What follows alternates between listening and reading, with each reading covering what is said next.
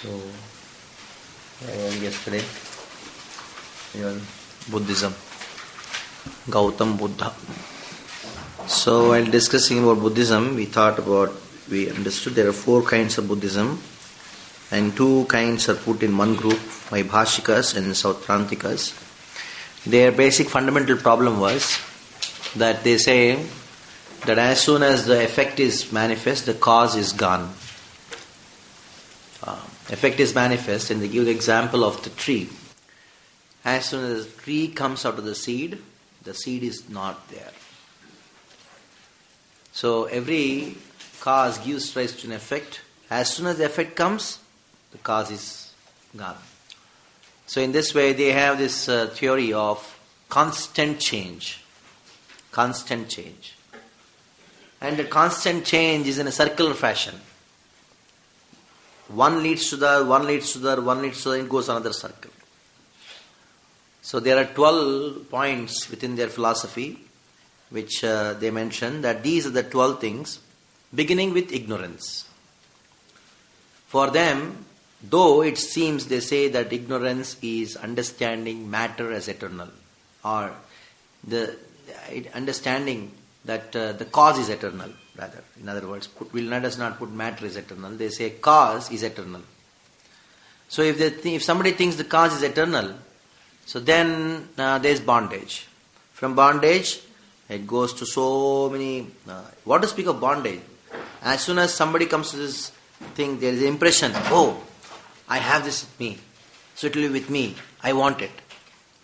So the very attachment is because of thinking something is eternal. We also say the same thing, but in a different sense.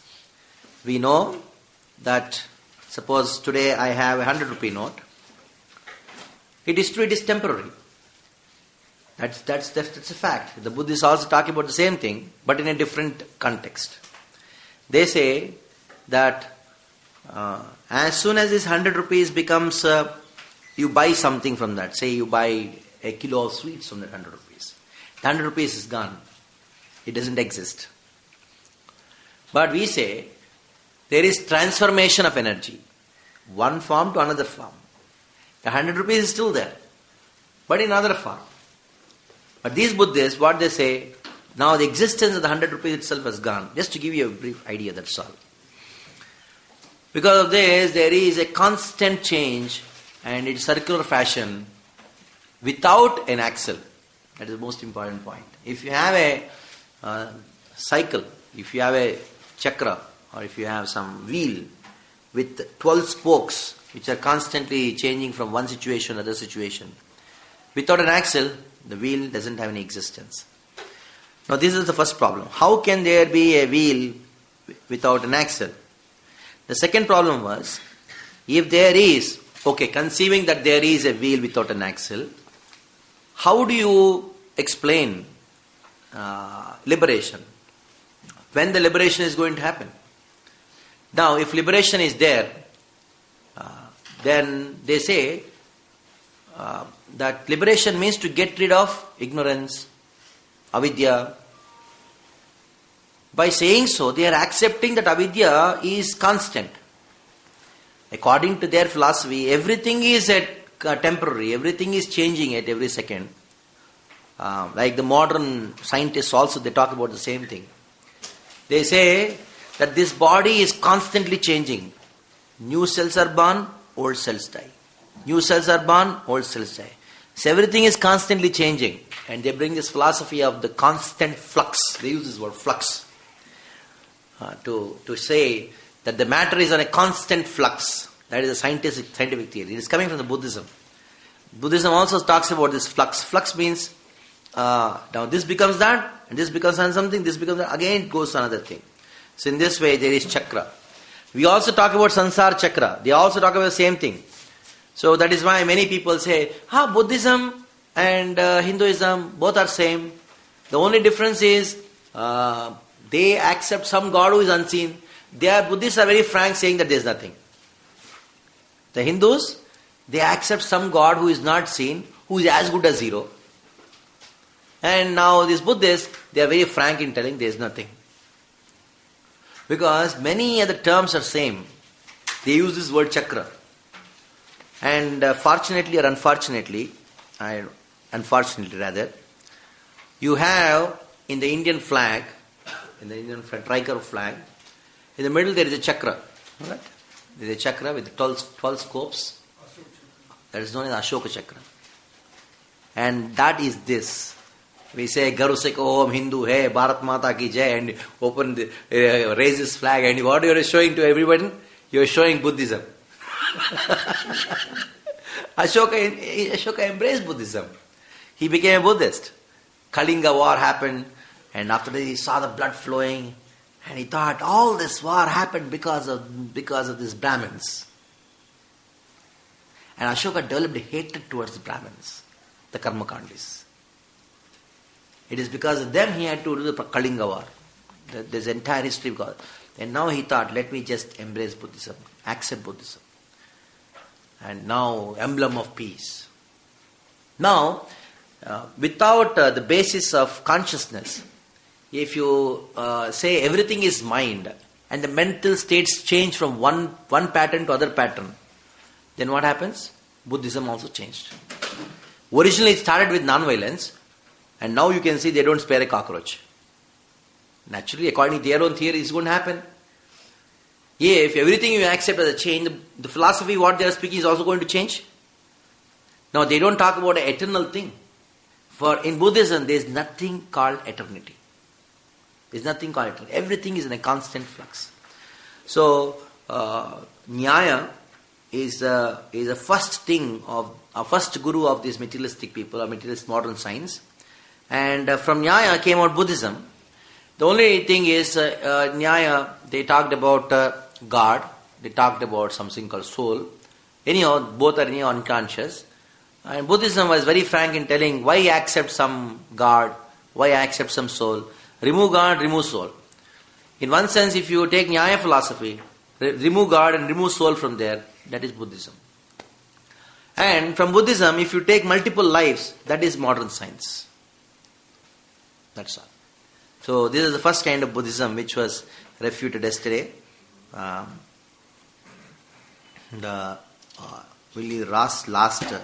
last one. Yeah. The last paragraph we read and go to the next kind of Buddhism.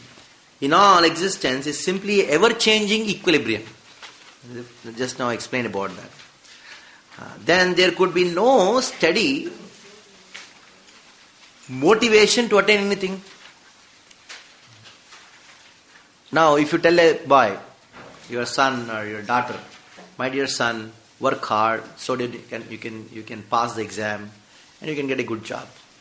Now the situation is now at present, if somebody works hard, get a good marks and you can get good marks and you can get into a good college or get a good job.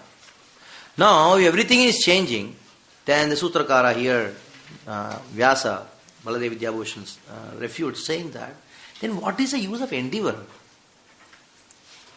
If I am definite of getting something, then only I'll endeavor. Why I should endeavor for anything? A person, his desire and his goal would be but unique events that exist only for a moment. It is true that we also say everything is temporary, everything is momentary. But when the Buddhists say, that they say it in a different sense. Because the situation, the states itself change, but the matter, like for example, Kartal is there. Kartal has got a certain word, certain propensity, certain quality. According to Buddhists, after some time, maybe some kind of Buddhists say Kshana, within a second, the state changes, the quality changes.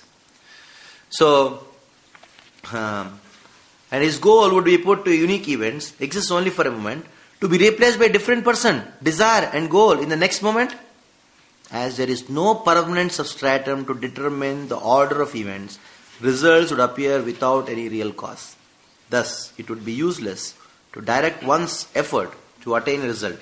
Simply by his existence in a fortuitous instance of time, a person who does nothing would attain the desired goal. Yet, Buddhists direct themselves to a future goal of liberation. So, according to their theory, even if somebody doesn't do anything, he can achieve some goals.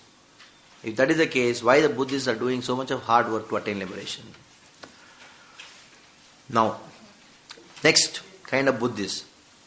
These Buddhists, they are more easy to understand. Yogachara Buddhists. Yogachara or Vijnanavada doctrine is subjective idealism. Accordingly, there is no objective reality. The eternal world does not exist. Means objective reality means there is no question of any spiritual world, eternity, nothing. They are only subjective ideas. Now, this is where this Buddhism is more famous these days. You must have heard this thing. When you talk to some materialistic kind of people, what is your idea? They give the idea. So, what is your idea? Oh, this is a very nice idea. What is your idea? Oh, very nice idea. This is my idea. Class over. That is Buddhism. Means everything exists only because of ideas. These are only ideas. This world exists because of somebody's idea. This fan exists. And they give proof that everything comes from ideas only. How somebody made this fan? Because of ideas. Isn't it? So the world is full of ideas only. That's all. It is only mind. It is a projection of mind. The world is a projection of mind. The sum and substance of the Yogacara Buddhism is they give so much of emphasis to mind. And they say mind, if you remove, if you put the qualities of soul in the mind, so-called mind, which they talk about, in our philosophy we say soul, isn't it? So you substitute the soul with the mind. That is Yogacara Buddhism. So these people, the Buddhists, because of their philosophy, everything is based on mind. Their whole process is just mind, concentration, that concentration, and from these Buddhists are the source of all the lower kinds of arts. You have this martial arts and all these things. Their whole purpose is, I'll make my body in such a way so that I can have total control of my body by my mind. And after some level, I'll have my mind made so peaceful that there no idea should come. Like many people in India also, they try. See, make your mind zero. Make your mind thoughtless. So this is what is there. This idea, this world exists because of your thoughts and ideas. So stop your thoughts and ideas, the world stops is existing to you. That is liberation. So these are more contemporary Buddhists. The first kind of Buddhists, two kinds of Buddhists discussed, they are all gone because it's not very practical for people. Nothing is practical for anybody, but these are people who have preached to the West. And these Buddhists are those who are known as lacto-vegetarians. It's a famous thing in the West. Lacto-vegetarian means I'm a vegetarian, I don't even drink cow milk. Because cow milk is a transformation of blood. So they don't drink milk. It's called lacto-vegetarianism. This is a Buddhism which is very famous in the West. They teach, they are preaching like anything. That everything is just ideas. Everything came from ideas. This cowshed came from ideas. This, like somebody had an idea, that is why they built this building. Somebody has an idea, that is why somebody built this temple. So everything exists because of ideas. So stop ideas, no. Stop thoughts, then no world. Even they say that the ingredients of the materials which we use is also ideas. They reduce everything to ideas.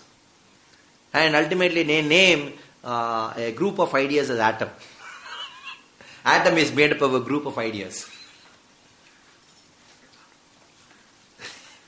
How anybody can think such kind of philosophies? Nobody knows.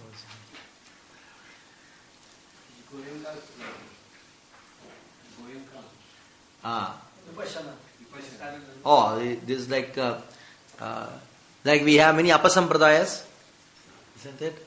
In Gaudiya Vaishnava, pure Gaudiya Vaishnava line, many Apasampradayas. Like that, Mahesh Yogi and all these people, the Apasampradaya of the Patanjali Yoga system, and Goenka and all these people are the Apasampradayas of the original Buddhistic line. They're not even that original Buddhist. Very crazy. And they do go and do Mount Rat. In Bombay, it's a big thing. They have 1 week course. What we should do there? No speaking. Silence. And if you want something, you should write and give. Hey, it's as good as speaking. Suppose, for example, you have some throat problem and you are not able to speak. So, is it the same thing? No, I don't want to speak. There is an argument which I had with a person when I was in Calcutta. I was a youth firm student, kind of going to temple, coming, not very much chanting to 16 rounds and all, but I used to do a lot of service. So, in Calcutta, the Rath Yatra is very famous Rath Yatra. 2 years practically I was the right hand for the ex-temple president at the time in Calcutta. So I used to put the pandal, everything. And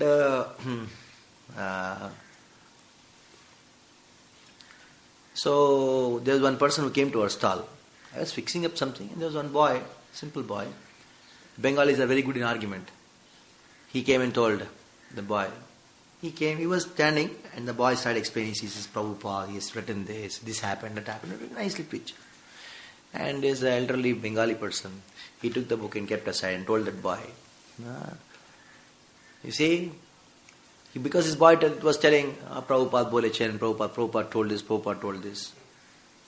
So he told, Tumi Jani, do you know? Amar Guru ki bolechen? Do you know what my Guru told? Then he was looking, this boy was looking. Amar Guru bolechen, ye Jani bolte na. Bolte na, Jani na. So the point he was telling was, one who knows will not speak. And one who doesn't know, he speaks. That's this Yogachara. One who knows, he doesn't speak and doesn't think. No thoughts. That's called knowledge according to them. According to these Yogachara Buddhists, the moment you attain knowledge, you stop speaking and stop thinking. So then, this boy was like, talking. Then I came down and told, Acha, aapne Guru bolechen ki, to jani, bolte na. To jani na, wo bolte. Aapne Guru kena bolechen? Why did your Guru speak?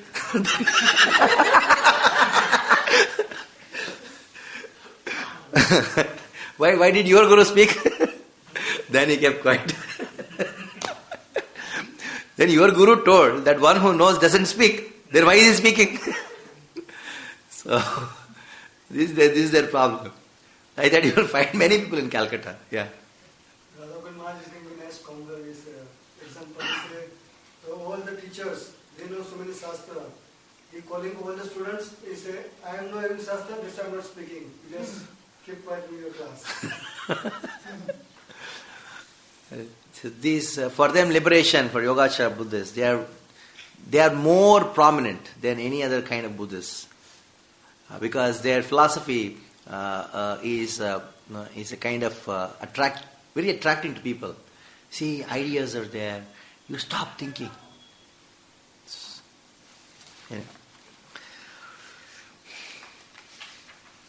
Perception of material world arises from these ideas.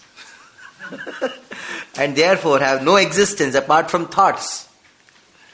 Ideas arise from desire, and thus reality is only a state of mind. But refutation starts. In fact, perception consists three factors: perceiver, the thing perceived, and the perception itself.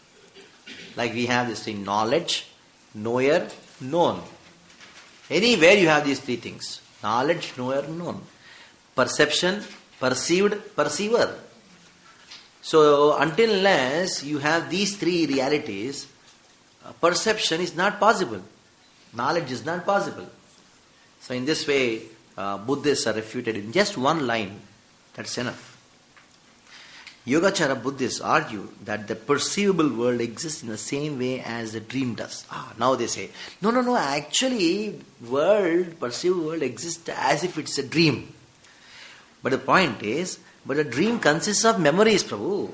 Nobody will have dreams just like that. None of the dreams come from out of the world. Any dream, whatever we see, it is all our experience in the previous either previous life or this life. Until unless you have some previous experience of those things, in the dreams they don't appear. Sometimes you fly in the dream, you had flown somewhere in the past, that is you have this experience. Even what to speak of dreams, even hallucinations. When somebody gets drunk, or somebody takes some intoxication or some drugs, they have hallucinations. The difference between a dream and a hallucination is, in hallucination is something like you have seen gold and you have seen a mountain. In hallucination, what you do, you mix both of them. Oh, golden mountain, I'm on the golden mountain. So, even hallucinations don't come without previous experiences. Either in this life or previous life or some life you have seen it or heard it or done. Then only you have dreams. So where have you seen anybody getting dreams from without experience? Then any dream can come to anybody. If that is the case, then you can conceive of something which you have not thought of before.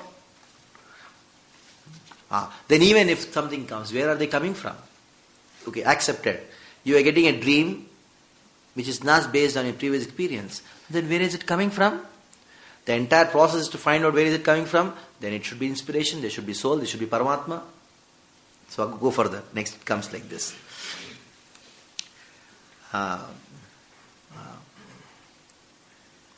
So, but a dream consists of memories of wakeful perceptions. Wakeful perception persists day after day, but dreams, being mere mental images, do not persist.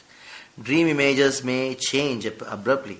When a person wakes up from a dream, he knows it to be unreal. But people do not awaken from wakeful perception in the same way that they awaken from sleep. Dreams and wakefulness are therefore two different states of material consciousness. Now, Vedanta clearly states, okay, this is one point, one argument, that the dream also happens only when there are previous impressions. Okay. Accepting that the perceptions are like dream, but the point is, in your dream, somebody has come and then stolen everything of all your possessions. And in reality, somebody has stolen all your possessions. Do you react the same? No, you don't react the same. That shows that these are the two distinct states of consciousness, dream and wakefulness. So, that philosophy which doesn't accept these three conditioned states of consciousness, that is wakefulness, dream state and deep sleep. That philosophy which doesn't accept these three states of consciousness is not accepted as philosophy at all, according to Vedanta, according to Vyasa. The transcendental state of consciousness is Turiya. Turiya means that is transcendental. You are with Krishna. You are always thinking of Krishna, always completely engrossed in Krishna. So, material consciousness, in the material world, we have three states. That is Swapna, Sushupti, Jagrata. Swapna, Sushupti, Jagrata. Now these people what are saying, Swapna, according to their argument, Swapna and Jagriti both are same. But it is not so. Both are not same. Now we are Jagrata, isn't it? You are able to hear. You are able to do something. Now somebody gives example. There are many people who in their sleep have gone somewhere and learned. Like Kumbhakarna. In Ramayana it comes. Kumbhakarna, he was 6 months sleeping. Isn't it? In those 6 months, what he used to do? He was actually sleeping and snoring. But in the subtle body, he went all around the world and then learned scriptures and came back into the subtle body. But though he is sleeping externally, his subtle body went. That is not dream state, that is called wakeful state. Kumbhakarna's body was sleeping, but his mind was quite conscious and learning things. Somebody may argue like this, but still, the Vedanta says, that kind of yogis can do that. Yogis, they are sleeping, but still they are able to learn things, memorize things and convey messages. That is called yoga. By great practice of yoga, you get that power to even know things, even your body is at rest. If you can go out of the body, it's called out of body experience. Even out of body experience is also called conscious or Jagrata state of consciousness. Swapna, Jagruta, Shushupti. Those who don't distinguish within three states of mental consciousness, definitely they would err in their philosophy. But this is the problem with them. They say dream and wakefulness are therefore two different states of mental consciousness. Now how can you say both are same? Still, the Vedic version is that the wakeful state of mental consciousness is also a dream. But it is a dream created by the Supreme Lord. Now, when the Mayavadis say dream, when the Buddhists say this world is a dream, and when we say this world is a dream, all three are different. When the Buddhists say this world is a dream, they say wakeful state and the dream state both are same. When the Mayavadis say this world is a dream, they say the world doesn't exist. As much as dream, things don't exist in reality, this world doesn't exist in reality. When the Vaishnavas say this world is a dream, be very careful. When we also say this world is swapnava, dream means like the soul has nothing to do with the experiences of which you have in this world. Nothing to do with the experiences. As much as you have nothing to do with the experiences which happen in the dream. That is what we meant to say. Like for example, in the dream, somebody is kicking you and you are feeling pain. Oh, you're suffering. But that has nothing to do with you. You wake up and you say nothing has happened to you. Isn't it? Nothing happens to the body if somebody kicks you in dream. In the same way, nothing happens to the soul when somebody kicks your body. Because the soul has nothing to do with the experiences of the body. To explain that point, we say dream, swapnavat. But when the Mayavadis say dream, what they are saying? This world itself is dream. This is dream for them. This table is dream for them. Dream means it doesn't exist. That is what they mean to say. When the Buddhists say, actually this world is also your dream. It is only mental projections, that's all. So these are many technical points which we need to know. Like sometimes when you are giving a lecture, one old man would say, true, its world is like a dream. That doesn't mean he is just repeating what you are saying. As I told, one good thing as I've been sometimes glorifying these Nyaya Vaisheshikas is Padartha. Knowing the meaning of the word is very important. Contextual meaning. When Shankara says Maya, it is not the same thing what we say. When Shankara says Maya, he is Mithya or Maya, he says this itself doesn't exist. When we say Maya, we are saying that my conception, that this table is mine, this table is going to give me some eternal happiness, that is Maya. Okay. So, go further.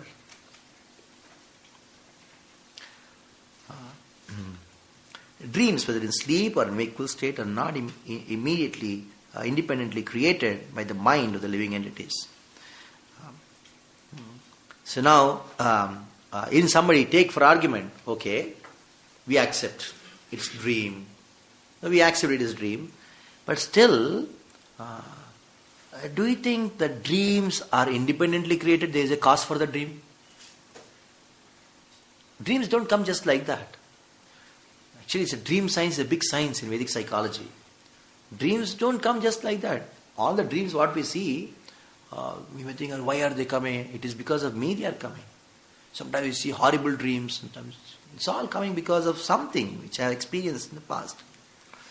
Going further, the Yogacara doctrine falsely claims that the perceptions of the mind arise from material desire. In fact, the reverse is true. Material desires arise from perceptions of the mind, the contemplation of external objects. Now, we know in the Bhagavad Gita, Krishna says, what is it? Sangat sanjayate kama. First, how does it begin? Dhyayato vishyan pumsa sangasteshu pujayate. Sangat sanjayate kama. Kamat krodho vijayate. Material desires arise from perception of the mind. Like I see something, then I start thinking. Isn't it? I start thinking that how I should enjoy. That is called materialistic intelligence. intelligence, tamasa buddhi. Krishna Prabhupada says that so the intelligence is the next door of our soul. When the lust corrupts the intelligence, what does intelligence see? It perceives. As soon as it perceives, it starts thinking how I should enjoy. So first there is perception and then there is desire. Isn't it? Without perception, the desire doesn't come. Like it is said that perception can be physical or mental. Sometimes you can do a mental perception. It is said that out of sight, out of mind. We heard this thing very much. Many a times it so happens that you're not sleepy, but when you see the bed, you feel sleepy. So perception of the bed makes you sleepy, isn't it? And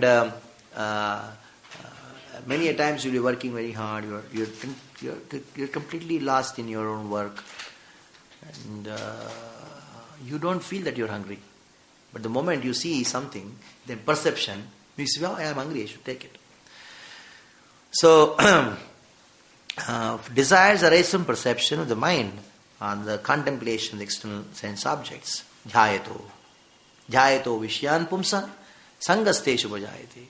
So from dhyan of this thing, you have attachment, you have desire. Like other doctrines of Buddhism, Vijnanavada adheres to the notion of ever-changing equilibrium. There is therefore no permanent substratum upon which desires can be maintained.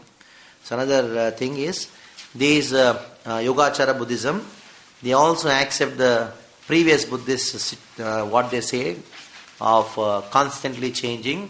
So even if you have a desire, how can the desire exist from one moment to other moment? Because everything is changing. Now, Shunyavad. The Shunyavad are the worst. The worst. They are the people who eat cockroach.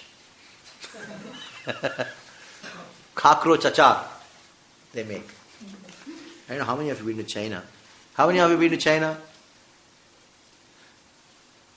I was there for 15 days when I was working in a ship. I just could not imagine how anybody can stay like that. How anybody can stay like that. In America, they were saying, if somebody is very horrible, they say, go to China.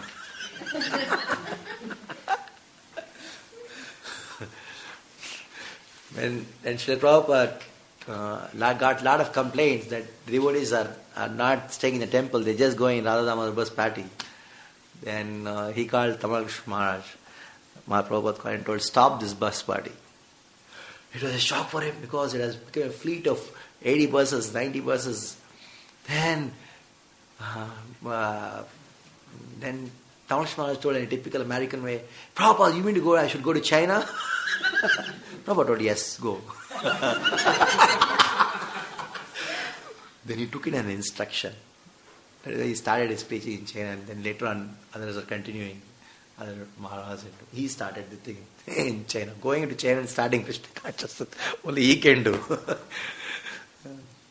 So there, you just, what kind of people? You just cannot walk on the road. If you just pass the restaurant, you will, even after 10 minutes also, your whole body will smell of all these strange things.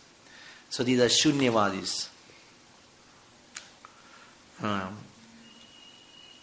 Madhyamika or Shunyavada or voidism, it claims that the existence itself is a contradiction.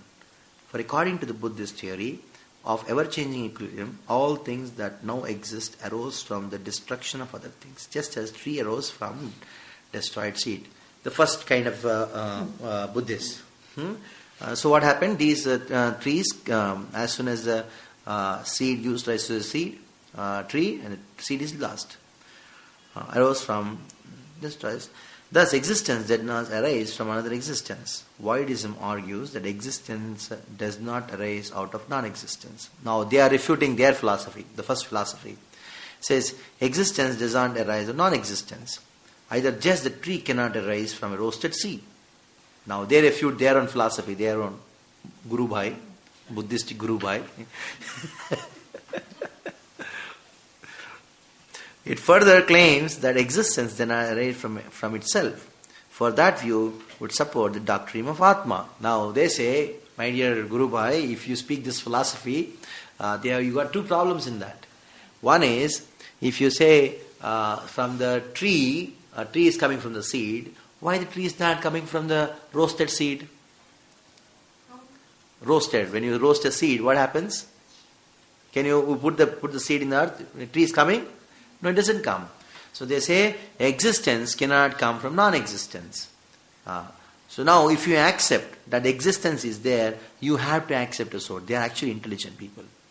In one sense intelligent.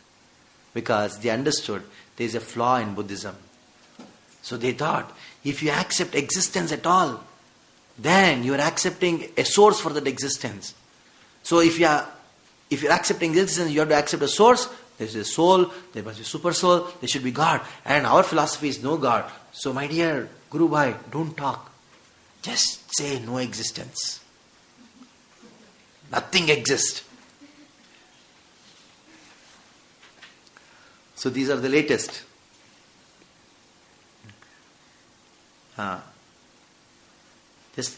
Going further. For that you would support the doctrine of Atma. If you tell this, then Atma has to be supported. Doctrine of Atma, permanent identity, which the Buddha rejected. Our Buddha has rejected this thing. Why these variations of Buddhism, these things are coming? Because Buddha did not reject. As you know, Buddha kept silence. He was silent on this issue. On the issue of soul, on the issue of God. People asked him, what about soul and God? He kept silence. The silence of Buddha were misunderstood by people as no soul, no God. So originally, when Krishna Buddha, he kept silent. That is where people start concocting no God, no soul. Because one of the reasons, if you accept soul and God, you have to accept Veda. And Buddha told what? Nindhasi yajna videraha shutidatam. Jayadeva Goswami glorifies Buddha. Sadaya hradaya darshita pashughatam. Keshavadrita bauddha sharira jay jagadish hare. Dashavatara stotra. Jayadeva Goswami, Gita Govinda. He says, Nindhasi yajna videra. He criticized the yajna vidhi. Even though, Shruti Jatam, even though they are Vedic, he said no Veda, no Shruti. And then, Sadaya Hradaya Darshita Pashughatam. What is the reason for it? He could not see Pashughatam. Pashughatam means the killing of the animals. That is why he said no Veda. Now, there's a problem here. When they asked about God and soul, Buddha had to keep his mouth shut. So that is why they concocted now, no God, no soul. Even if they had to accept that there is God or soul, immediately Veda comes into picture. So, no God, no soul. They understood that this is the teaching of Buddha. So these words say, Buddha he said no God, no soul. So we had to make a philosophy which is very much in balance, without any questions, without any flaws in it, to match the philosophy that no God, no soul. So that is why the first people they tried out, first kind of Buddhists, they tried out, it is only just the projection of mind, variable this thing. And then the Yogacharas came, they told it is only just a dream. And the third people told nothing exists. Just see, they are actually, in one sense, they are telling the truth. If there is no God, nothing exists. So in our philosophy, no God. So the philosophy remains like Shunya idam jagat sarvam Govinda virayadame. So if you go Govinda, the whole world becomes Shunya. Of course. In the same way, these Buddhists, in one sense, these Madhyamika Buddhists, we have to appreciate them for being very frank.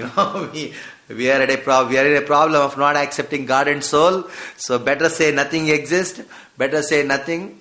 So these kind of philosophers were very much prominent during Madhva's time.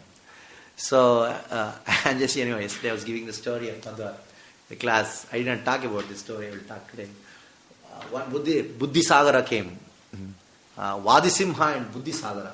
Two. One was Buddhisagara was Buddhist, and Vadisimha was Jain.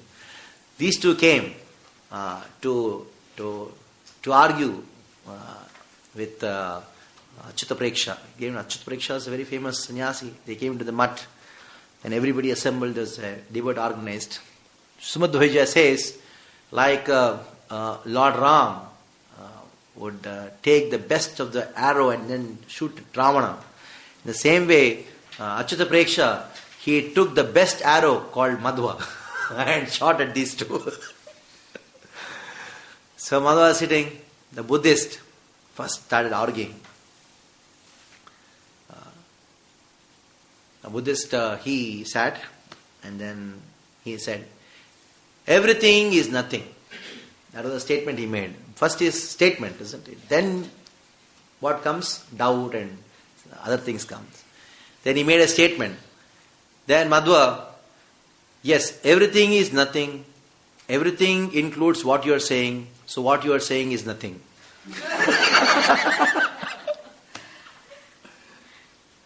Then they looked at each other and told, I see it's already evening time. The muhurta is not proper. Maybe we should do it tomorrow. And Mother told, you will do it today. What is the problem today? Then no, they went on arguing about time. So how time is not the right, this is not the right time to argue and all these things. Till tomorrow morning we'll sit and argue. One line of Madhva was enough to defeat this yoga. Because he was the person, Yogachara Buddhist. He told, everything is nothing. That was the only statement. And Madhva just made 3 sentences. Everything is nothing. So what you are saying includes everything. So what you are saying is also nothing. 3 steps. So this is what Madhva was. So we'll go further about these people. Therefore, there is no creation. If there is no creation, then there is no destruction. Creation, destruction, cause, effect, being and non-being are all unreal. The only reality is shunya, void. Void requires no explanation, no origin. For itself, it's self-existent, self-proved. They say, no creation. The problem is when creation happens, isn't it? So no creation, no destruction. If there is no creation, no destruction, no being, no non-being, no knowledge, no ignorance, nothing is there. The only reality is shunya. So if we accept the shunya, philosophy of shunya, then there is no explanation required at all. Even if somebody goes and asks, why are you eating cockroaches? Everything is shunya. No explanation is required. Buddha told they were only killing goats and that too for sacrifice. For that sake, Buddha told, don't accept Veda. And now they are not even spraying a cockroach on the name of Buddhism. Because shunya. So according to them, even if somebody gives a sermon, that is also for some lower kind of people. For them, sermon means you should sit, that's all, no speaking. Why don't you speak on Buddhistic philosophy? Our philosophy is shunya, so I don't want to speak. Even this is also I should not speak. Just keep quiet. Everybody gets together, nobody speaks. That is why these people came. That Goenkas, they are coming from this branch. They built a huge pagoda kind of huge kind of planetarium kind of globe in Bombay, spending crores and crores of rupees. Goenka built it. We went to see the architecture. Very nice architecture, built by the same person who built the Akshardham for Trivedi. He was his architect. Full stone structure, a huge thing. And I went inside, and then I asked one person, why is this built? People around the world are going to come, and they don't want any disturbances. They want to be aloof from the world. This structure is the best kind of structure in archaeology, so that the outside world influence will not be there. They all will come, do meditation, and there will be a pin drop silence, and they can understand everything is zero. Then I told, you are the most foolish people. On the face I told. See, outside world disturbance is there. It is true. But the disturbance, there is a place for it to go away, evaporate. But here you have built such a thing that even if somebody breathes, that will be heard 10 times more than what you breathe. For example, I'm breathing now. You're not able to hear the sound of the breathing. But if you enter the pagoda, you can hear my breath. How? Because it's so totally, and that too, what is it called? Reverberate. What is it called? Echo. Echo comes. And for example, you're going to bring people from all over the world, and they will sneeze. What will happen? And then you told, yeah, it is true. It's foolishness. In the age of Kali, do you think people will not sneeze, will not cough? No, everybody will come and do dhyan and go away. People are going to sneeze. And anyway, because it's going to become a big attraction for Bombay. People are going to come and see. Anybody just pays some money, they will go inside and they will do something. They will bring some plastic paper and do it. And all the 1,000 people will be sitting, everybody will hear the plastic sound. And now I told, you have chosen a wrong place. You have chosen exactly a place next to the SL World. You know what is SL World? I don't know how many of you don't know what SL World is in Bombay. SL World is all the place where you have this kind of children park, water sport. And a huge sound is there. I told, okay, he did the meditation now. 1 week he is inside and did. When he comes out, what is he going to hear? Some child is crying out, like that. That's what happened in his meditation. So these are Yogachara Buddhas. As for them, they want to realize Shunya by keeping Mohana. And they say that you don't say what you have to do, what you have to eat. You can do anything in your life. But you just have to come and then realize that ultimately everything is zero. What you are doing is zero.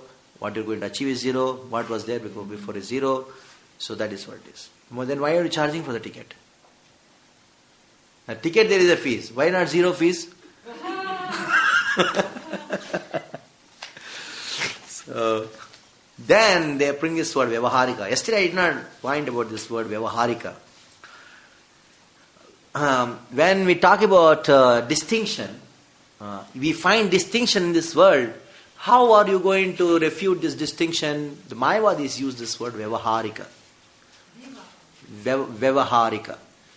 For practicality we use that. So otherwise it is not there. Now, going further to some extent, these Mayavadis, when they asked about what about the verses which talk about duality of the soul and the Lord, means they are different. These, they categorize the entire Veda in two parts. He says Paramarthika and Vyavaharika. The verses which talk about the oneness of God and soul, they say it is Paramarthika, spiritual. And the verses which talk about soul and Lord to be different, they say these verses are Vyavaharika. You see, only those who are situated in Advaita, oneness, they can understand spirituality. What about others? To bring them to the platform of Advaita, the other verses are explaining the Vyavaharika. So they use this word Vyavaharika only practical purpose. And they give the example of saying this hand, this leg, this eyes, nose. The distinction is only there till the person doesn't know the body. If he knows the body, this is a body, then what is the use of distinction? So all these things we use the word only for the Vyavaharika. When you see a person as one unit. But even though, my dear sir, you see it as a unit, within the unit there is distinction. So Vyavaharika is... Now, there are some who go further and then say, Krishna, without worshipping Krishna, you cannot reach Advaita. You have to worship Krishna. Then only you can become liberated and understand absolute truth as Advaita. Non-dual substance. Even Bhagavatam says this. Advaitam, Advaya Jnanam. So, and these people who give classes on Bhagavatam and explain Advaita, they are the most dangerous people. The Bhagavata Mayavadis means those who try to explain by Advaita, Bhagavata, based on Bhagavatam. Prabhupada was very furious on them. He told, Sripad Shankaracharya never touched Bhagavatam. He did not want to do an offense to Bhagavatam. And these people, they don't even follow their guru. They don't even follow their guru. Shankaracharya did not give a commentary in Bhagavatam. He paid obeisance to Bhagavatam. I don't want to do an offense to your lotus feet. But these people, Prabhupada says one place, they think that they have become better than Shankara. Thinking that I am more than my guru is ridiculous. It's ridiculous. The etiquette what we follow is this. We don't give commentaries to the verses which Prabhupada has not given commentary on. That's the etiquette. The etiquette is, I don't give a Bhagavatam class to which my Guru Maharaj has not given a commentary. That's the reason Prabhupada has not given commentary for these 3 verses. We are going to the 4th verse, but I'll read the other 2 verses. It is an etiquette. It's an etiquette. My Guru Maharaj has not given a commentary. I'll pay obeisances to it. Go to the next verse.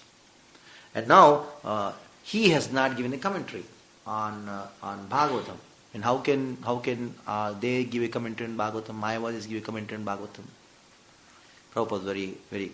They are the people who are now, because anyhow there is nothing to explain Advaita.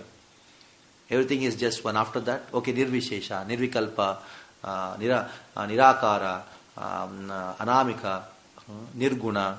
After that what? There is no, you have to spend 3 hours of giving Bhagavad Sapta. And what will I do? So take Bhagavatam. And ultimately that Krishna is nothing but a product of Maya. When Brahman is influenced by Sattva-guna, then he becomes Krishna, he becomes Rama. Next. Okay, but in fact the void theory disproves itself, for if all the means of knowledge and argument are unreal, then the void theory cannot be established. So this is what Madhvacharya wanted to say. If even your argument is also this is the line Madhva writes. Madhva says, I mentioned that point. I did not realize this is there here. If everything is zero, what you are arguing is zero, how can you establish void then? It's very difficult to establish something. Now the Jains. Anybody is a Jain here? Was a Jain before? But in Bombay, wherever you go, you get Jain food. And our devotees eat Jain food. Because they get with onion, garlic and not even aloo. Good. One thing good with the Jain is they don't eat onion, garlic and then aloo.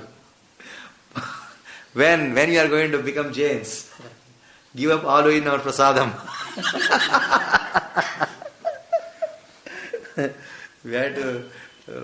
we had to bring Jain cooks. Make a Jain into a devotee and make him the kitchen in charge. No aloo. Practically every doctor in Bombay knows, Iska acha. No problem for you.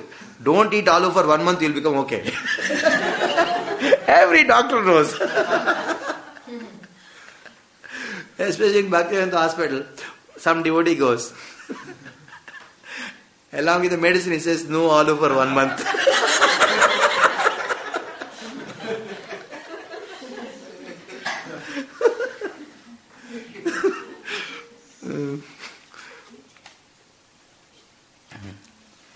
Going further, Jains, these people their philosophy is something like a very, very strange.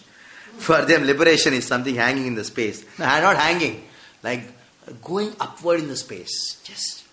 Like one Jain, really Jain scholar, he knows something about Jainism. And he studied books. He's a very intelligent boy. And he read the Jainism books. And that too because once he came to my class and then he told I'm a Jain. You know the Jain philosophy? He felt hurt. Because he was not knowing. And he did not tell me that he's reading. After 2 years he told Prabhuji, I have read all books. Then I told, okay, I don't know anything about Jainism. Can you tell me what is the meaning of, what do you achieve after your sadhana and what is liberation? What is the liberated state? He told, he gave an example, quoting an example of his guru, who is also a very, very learned person, big businessman. He had more than 10,000 crores or something like that, was telling. He just gave it up one day and then became a Jain sadhu. And he gave an example, it seems. Our liberation is like a rocket in a satellite. I don't know how many of you know this, how the satellite is launched. And in the modern science, the stupid gravitation theory they talk about, there is nothing like gravitation. It's Adhara Shakti, which is spoken in the scriptures. So the earth is there, and around the earth, according to the modern science, this is not actually reality. There is something called a gravitational field. Isn't it? So, and the earth that attracts everything, so everything is here.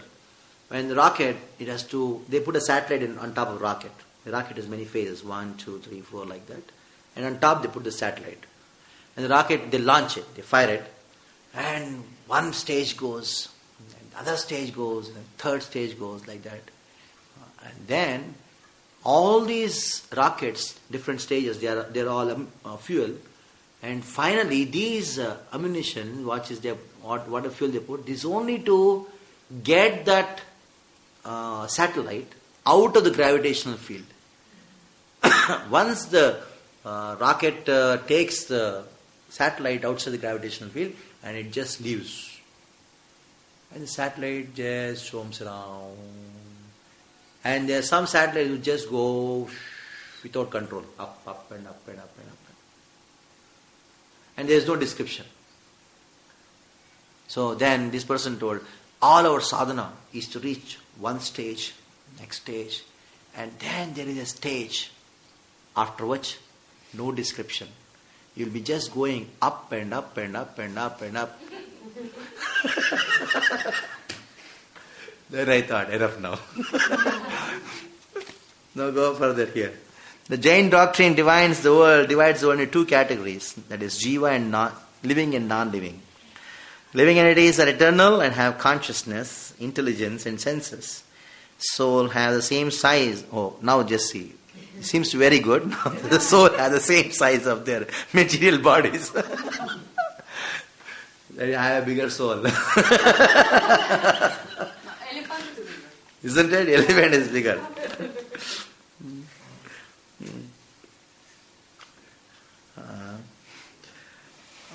Non-life is of 5 kinds. Now, the non-life, they say there are 5 kinds. That is dharma, it's adharma, it's not dharma again, adharma, impiety.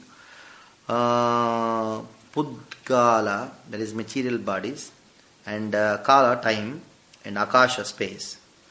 Dharma causes motion, adharma causes immobility. A single type of atom comprises all material elements. Now, time is also an atomic element, you see. Yes.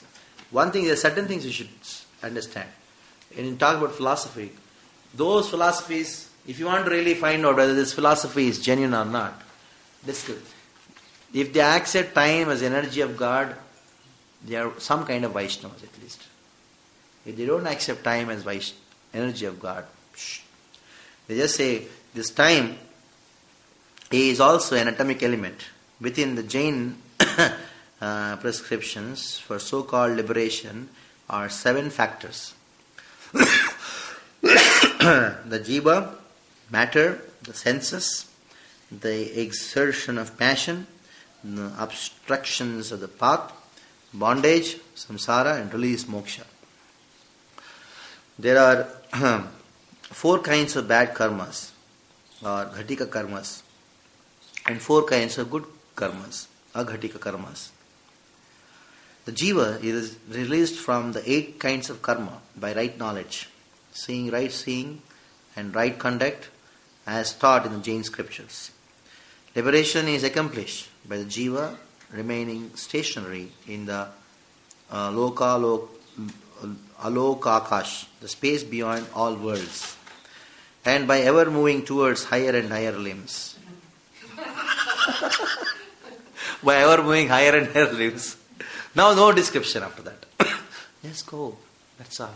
Higher and higher limbs you'll be going. Where? Don't ask. How long? Don't ask. Jainism views to all other philosophies as being comprised of one of the 7 standpoints. That the truth is either existence or non-existence, existence and non-existence, different from existence and non-existence, different from existence during existence, different from non-existence during existence, different from both existence and non-existence during both. I don't know what they want to say. Yeah, just to confuse people, that's all. Isn't it? Simple, Krishna is Supreme Lord, you are the servant, chant Hare Krishna and be happy. It sounds very... Isn't it? If something is wrong, then you confuse, they think that you are speaking something I cannot understand. Like it is a general tendency in India.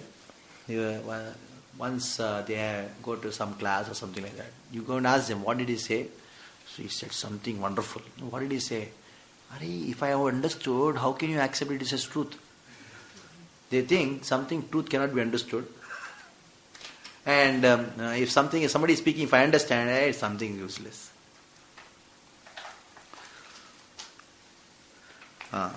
And none of the Jains have the brains, real brains. Not many of them. Maybe one of few, they just read all these things. But most of them, they are businessmen. They are Vaishyas. Vaishyas have, they only are good in counting money. That's all. Their whole life they count money. And all of a sudden, they give their son to very aristocratic families. They give their son to the sadhu. And the sadhu, they go through all kinds of horrible things when giving the initiation of sadhu.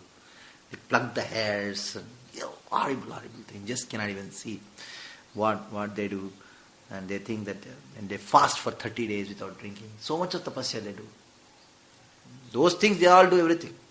But I don't know how many of them read really books. And most of the Jains these days, they are only talking about do good things. And one thing they do is protect cows. They talk about this, protect cows. Do good things, do charity. Those things they say. And that too only to the Jains, not to others.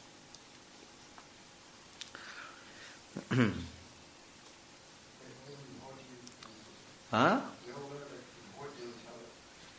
Yeah. And all their money earned by illegal means, it goes into the store. You see the temples, what they build? The carving, the structure. Oh, Jain temples are best architecture. Architecturally spent so much money in marble. Each temple cross in in Bombay, every half a kilometer you find a Jain temple. And each temple is not less than 7-8 crores. Each temple. We talk about so much of temple construction. We are building temple, this big temple, that big temple.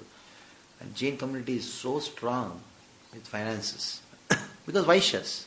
This golden temple in Amritsar, this Chinese? Oh, that is Sardar. That is Sardar. Nadiwala, Sikh. They don't have a philosophy as such. Akal Murat. Akal Murat. What is that full thing? Anybody knows about this? Jain. Not full, but yeah. Omkar, Satnam. Ek Omkar, Satnam. Sat Sri Akal is a wish only. Huh? Akal Murat, Ajuni Sevam. Ajuni Seval. It's all. Now they say everything is perfectly according to the scriptures, because it is just a part of Vaishnavism, that's all. The Jnana Mishra Bhakta, what's his name? First Guru Nanak was a Jnana Mishra Bhakta. Jnana Mishra Bhakta, Guru Nanak. So he described God in the personal form, and his descriptions are like, "Oh Lord, when can I meet you? You are everywhere, but still I am not able to see. When I am going to see?" That kind of thing is there. So he is known as Akal. Akal means on whom the time has no influence. Akal. And Murat. Murat means he's got a Murti. Murti in Punjabi it becomes Murat. So he's got a form. They say this Akal, Murat, but they worship in personal. They removed the Krishna deity from the golden temple, and then they worship Granth Sahib. Good, Granth Sahib is worshipable, And worshipping Grantha is one of the upachars. Whatever deity worship you do to the deity, if you don't have the deity when you are traveling, you can do the same deity worship to your Bhagavad Gita. You can do the offerings, you do chamara, you do everything to the deity. It is one of the aspects. In ISKCON we don't do, this thing has not gone into devotee's mind. They just say, oh, Bhagavad Gita is as good as Krishna. But you can keep the Bhagavad Gita and it is as good as a deity. You can offer the bhoga to the Bhagavad Gita. It is not that there is Krishna on the Bhagavad Gita, that is why I am offering the Krishna on the Bhagavad Gita. Once it happened in a train. I was taking yatra. One devotee told, Prabhuji, we'll offer these fruits. I will offer.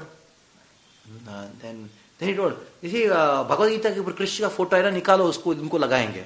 Then I took a 1 hour class. What is this? On Bhagavad Gita there is Krishna's photo, you will offer to that Krishna. Bhagavad Gita is not Krishna. Then I told, you will not offer to Krishna today, you will offer to Bhagavad Gita. Bhagavad Gita को कैसे offer करेंगे? भगवद गीता थोड़ी ना खाता है. I told Prabhu, then you go to Sardar. Sardars are better, they are better conscious. They know this book is God. How many have been to Golden Temple? On this side. You've been there? Big book there. Yeah. Like you have Bhagavad Gita, small book, a big edition. Book is...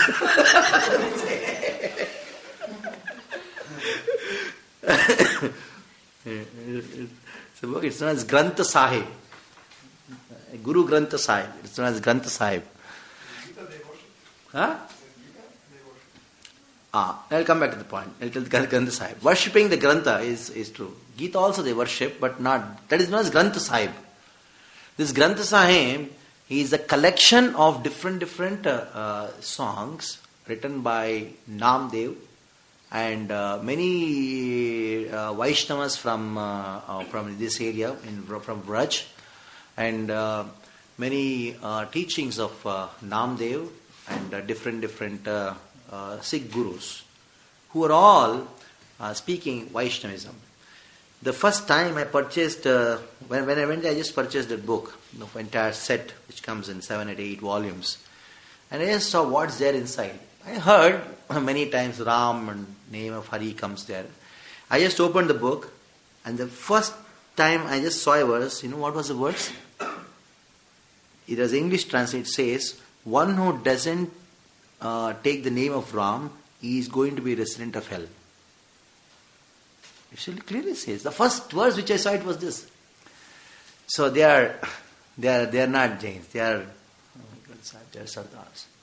And originally the temple, even till today, it is known as Har Mandir. Har Mandir. Harika Mandir. It is Hari's temple. Actually there was a Krishna's deity there. Lakshmi Narayan. Some people say Lakshmi Narayan deity. And later on the 6th removed. And there was around all the surroundings, they had the deities of different demigods. So that originally that was a construction. So they are all into following devotion. So Bhagavad Gita is there. They respect Bhagavad Gita. One thing is there. Bhagavad Gita they respect. One reason why they respect Bhagavad Gita is this thing, because Kurukshetra is quite in there nearby, and then they respect Bhagavad Gita. One thing, and also one book which it is according to Guru Nanak you have to read every day in the night before you sleep. Which now they don't publicize that. They don't publish it. Earlier, every Sikh, if they don't have Granth Sahib, no problem. You should have this book. That is known as Dasama Grantha. It is nothing but 10th canto Bhagavatam. If you go and ask, Dashma Granth dijiye, then they'll say all these things. And then, वो केवल Punjabi में है. It's only in Punjabi. And they want to delete it from their... Because Krishna clearly has told, without reading Dashama Grantha, you should not sleep. That was the rule Nanak made. And Gobind Singh used to give lectures on Dashama Grantha. Darshan Grantha is 10th canto, 10th skanda. Now, earlier it was only Hindu, Sikh, Isai. Hindu, Muslim, Isai. But later on, originally this was a song. Now what they made? Hindu, Muslim, Sikh, Isai. The Sikh word was not there before. Sikh as a religion was not there before. Because it's a Chala Dharma. In Bhagavatam, many kinds of dharmas are explained. One kind of dharma is Chala Dharma. Adharma is there. Nitya Dharma, Naimittika Dharma, Chala Dharma. Like that, many kinds of dharmas are there. Chala Dharma means to cheat someone, an acharya can create a particular dharma. To cheat the Muslims who are creating a big havoc for the Brahmins, and they were spoiling all the Brahmins' wives, and they were doing so much of atyachar. So then Guru Nanak, he created an army to fight with the Muslims. And that is why he told you should have a sword always in your hand. And the sword became so small. And according to the Sikhs, 5 ka. What are the 5 kas? Kangi, Kum, and another is Kacha. If you want to fight, you should have a Kacha. You can fight with the people. And Khadga, that is the 5th one. The 3rd one, other one. Kesh, you should have hair because you don't have time to do the haircut. What are the things? Kripan to and Khadga is okay. And there's Kangar, Kada. It's very interesting to know. And anyhow, Mataji, why you made me speak all these things? Because you got a confusion about a Jain and the Sikhs, and talking about the Sikh, we're leaving these Jains. That's what happens in somebody.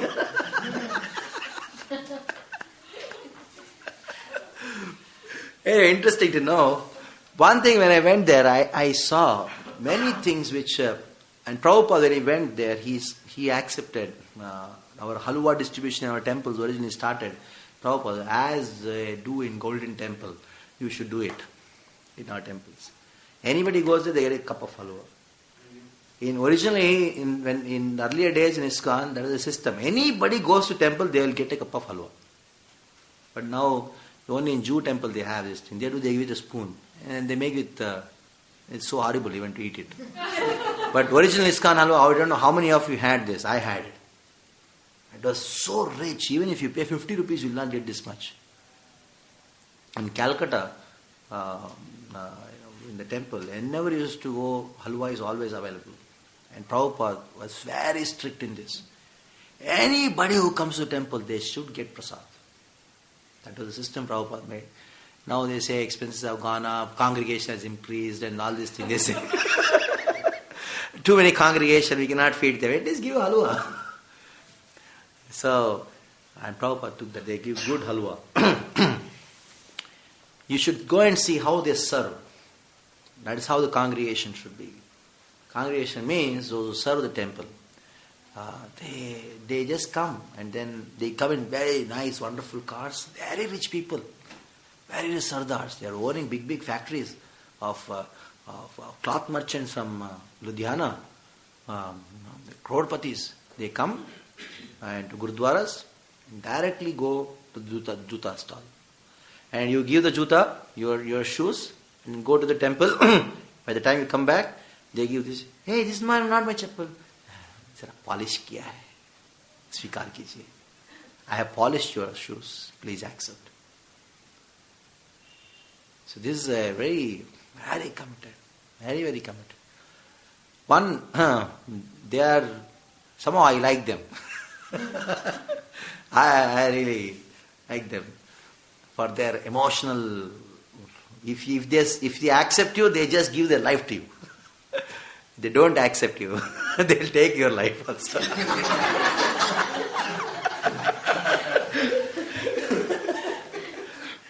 No doubt there are so many jokes on them in India. You can write a full this much book on them. Yes, bro, something you want to tell? Yeah. In the Delhi temple, the last Jutas from Janmashtami is coming. Ah. The group of Sardar, Ah. they are coming from Chandni Chowk and they are doing just last 15 years continuous Juta Seva only. See, and do it Every person perfect. Juta, they is giving Juta Seva. Last 10-15 years continuous they are doing this Seva. Yeah. Group of Sikh, they are coming every time, they are taking Yeah. more, they are feeding his all stone, all tokens and everything. Hmm. They are doing this Seva last 15 years in Janmashtami. Delhi means only 15-20 lakh people come and managing them. Every And, year 12 lakhs people are coming for this Janmashtami festival. And there one other thing is their Guru Bhakti. Like I was just remembering, the only difference is Ramanuja, his philosophy is not known to them, that's all. One Sikh Guru, he was put in boiling oil, in a big boiling this pot, the boiling oil the Muslims had put. And he's like about to die. The Muslim soldiers, they came, Mughal soldiers came and told that, what is your last wish? He told that my Guru's photo is there behind. So please turn my head behind so that I can look at my Guru's photo and leave my body. That kind of, you just cannot imagine. That kind of. There was one soldier, one Sikh Guru, was fighting with the Muslims because they had taken away some Brahmin's wife. He went and fought with them. He got her released and he was fighting. And it so happened he had taken a vow. I will die in Har Mandir. I'll only die, I'll give up my body in front of the Lord. So now it so happened that the Muslim Mughal soldier, he cut off his head. And his neck was cut off and the head flew up. And what this person did, he caught hold of the head, his own head, in the hand. And he's fighting. Now, while fighting, he killed him. And now he's about to now die. Then somebody reminded him, you have taken a vow that you are going to leave your body in Har Mandir. Then he threw his head. It fell miles away and then fell inside the temple. And that is where there is his samadhi kind of thing there. He was fighting whole day with his head in his hand. That was the prana which they had, fighting. Who was that person? Some the name क्या है? What is his name? Which place? There, उनका समाधि है उधर. The IPK Indian Army could not pass. The tanker could not pass through that particular place from away from his land. So we find that these. What is the difference in the Vaishnava philosophy and teaching? Originally, they were all Kshatriyas, created to protect Vaishnavism. Originally. But we cannot accept Guru Nanak as a pure devotee because he is a Jnana Mishra Bhakta. That is what we can understand from his writings. Jnana Mishra Bhakta. That is why there is a train from Pandharpur to some place. Nanded to Amritsar. Nanded to Amritsar. Nanded is a small place in Maharashtra. You know where Nanded? Why Nanded is a place where Guru he left his body there. And why he had to come to Nanded? Because many of Namdev's writings are in Granth Sahib. So there is a great connection. And many people in north, in the place, they sing Abhangas. Okay, come back to Jain. So from Jain Alus, no Alus to Sikhs, Sardars, we are back to Jain.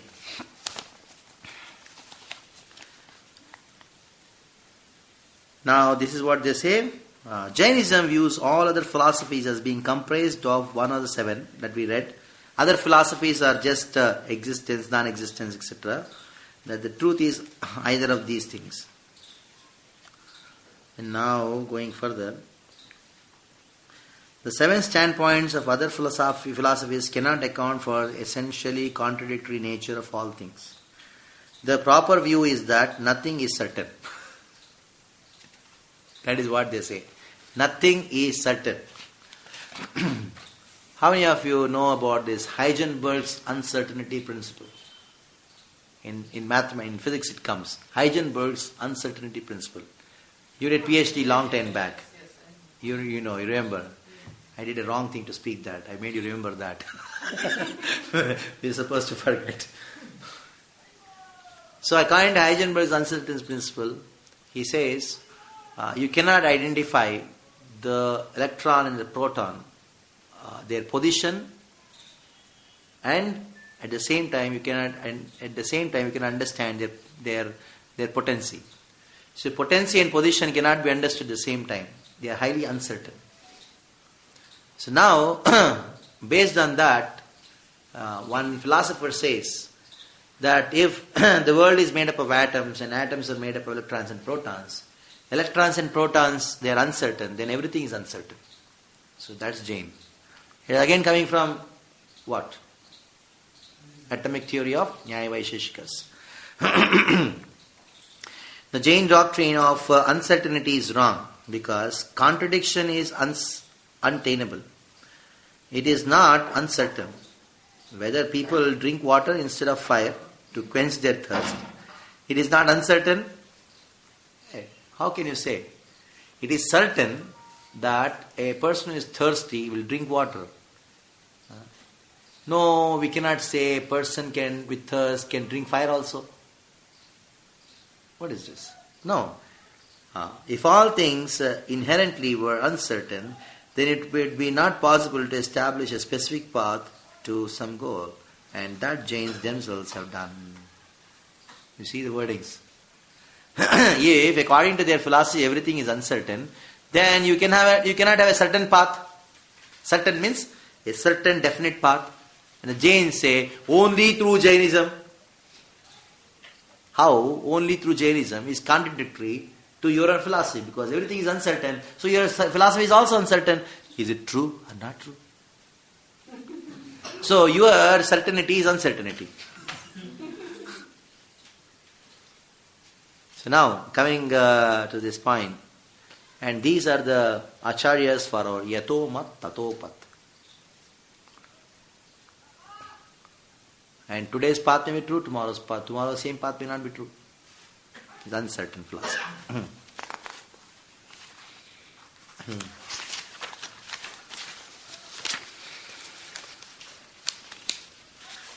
The standpoint of the soul having the same size as the material body. Now they come to attack this point.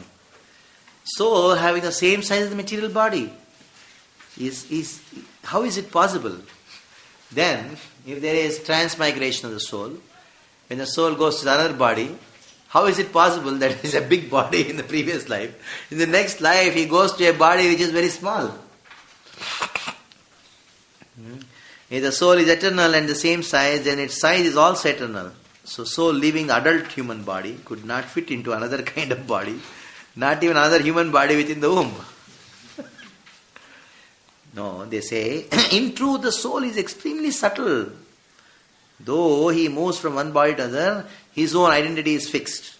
Material categories like size pertain only to the gross and subtle bodies. Now they say, this size of the soul is not the gross size, it is not the subtle size, it is the size of the soul. Jains may claim that in accordance with their doctrine of uncertainty, the soul's size is indefinite and can therefore change to fit the size of any body it may enter. That would mean that the soul is subject to change. Such an idea is false. So even if you apply the principle of uncertainty to the soul, sometimes the soul is this big, sometimes this big. That means I am subject to change. There is no difference between the Jain concept of liberation and the worldly existence. Talk about liberation, Jesse. Both are said to be eternal. Of the two types, Jain's liberation, suspension in aloka, akasha, and endless upward motion. Suspension in aloka, akasha, and endless upward motion. So you will be suspended like a ghost on that tamarind tree. You know how the South Indians know this. So in night time you're not allowed to go near a tamarind tree. He knows it. Not many tamarind trees are available. In Radharani curse, there is no tamarind tree here. In Vrindavan, there is only one in Imlitala. So I seen like hanging upside down. Tamarind tree. Be very cautious. Night time, don't go near a tamarind tree. So that's called suspension. They are all suspended like this. Neither are actual transcendental situations, neither will satisfy the spirit souls. According to their own philosophy, the liberation itself is not satisfying to the soul because upward motion means, well, still I've got more. Upward motion, an eternal upward motion. But our Gopakumar in Chaitanya, in the Brihad Bhagavatamrita, he also had upward motion and then he got Krishna. There they put a full stop. So these Jains are eternal upward motion. And for them, in that sense, there is no sthirata for the soul. There is no sthirata. Material world is also not sthirata. So better either you be the material world. So, in essentially the Jains are preaching, the modern Jains are preaching like this. They say that there are two kinds of life which you can choose. Material life or spiritual life. Both are as good as each other. That's what they're preaching now. So now, there's no difference. Just live. Either you live a material life like in your house, and either you be a sadhu, just live. Because there's no difference. There's no difference in material life and spiritual life. What is the thing is, you give money to us, we give our, what is it called? Page padila means we'll put our feet in your house. You give money to us and build vihars, build Jain temples so that we can stay, and we'll keep our feet there. And we'll keep our mouth shut, we'll not speak. And if at all we'll speak how to live a nice family life. That's what they talk about. So the businessmen are very happy to hear this philosophy. I don't have to give anything. I only have to give money, that's all. Okay, I'll give. So it's a convenient arrangement. Yeah, convenient arrangement. They work like psychopaths. They work like counselors. Yeah, nice. That's all. Yeah, and so both, there is no difference. And now they are openly preaching this. There is one Jain sadhu who comes to Bhayandar, and then, but very intelligent. Intelligence means not like that kind of understanding scriptures and all. He's got a lot of power, tejas, and he attracts people by his oration. He talks about how a woman should live, how a man should live. Only this talk. No talk of spirituality, no talk. Anything. So, this is Jains. Okay, they have saved our congregation from onion, garlic and aloo. One good thing they have done. In Bombay, 80% of the congregation, they go to the hotels and have Jain food. 80%. And if they have to get something to their house, the Mataji says, then the house, my dear husband, my Guru Maharaj is coming, you eat on your own self. I will not cook. So they say, well, what will I eat and the children will eat? He says, order from the Jain food from your nearest restaurant.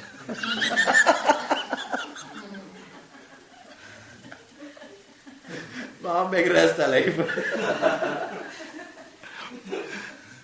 So, yes, brother, you are telling something.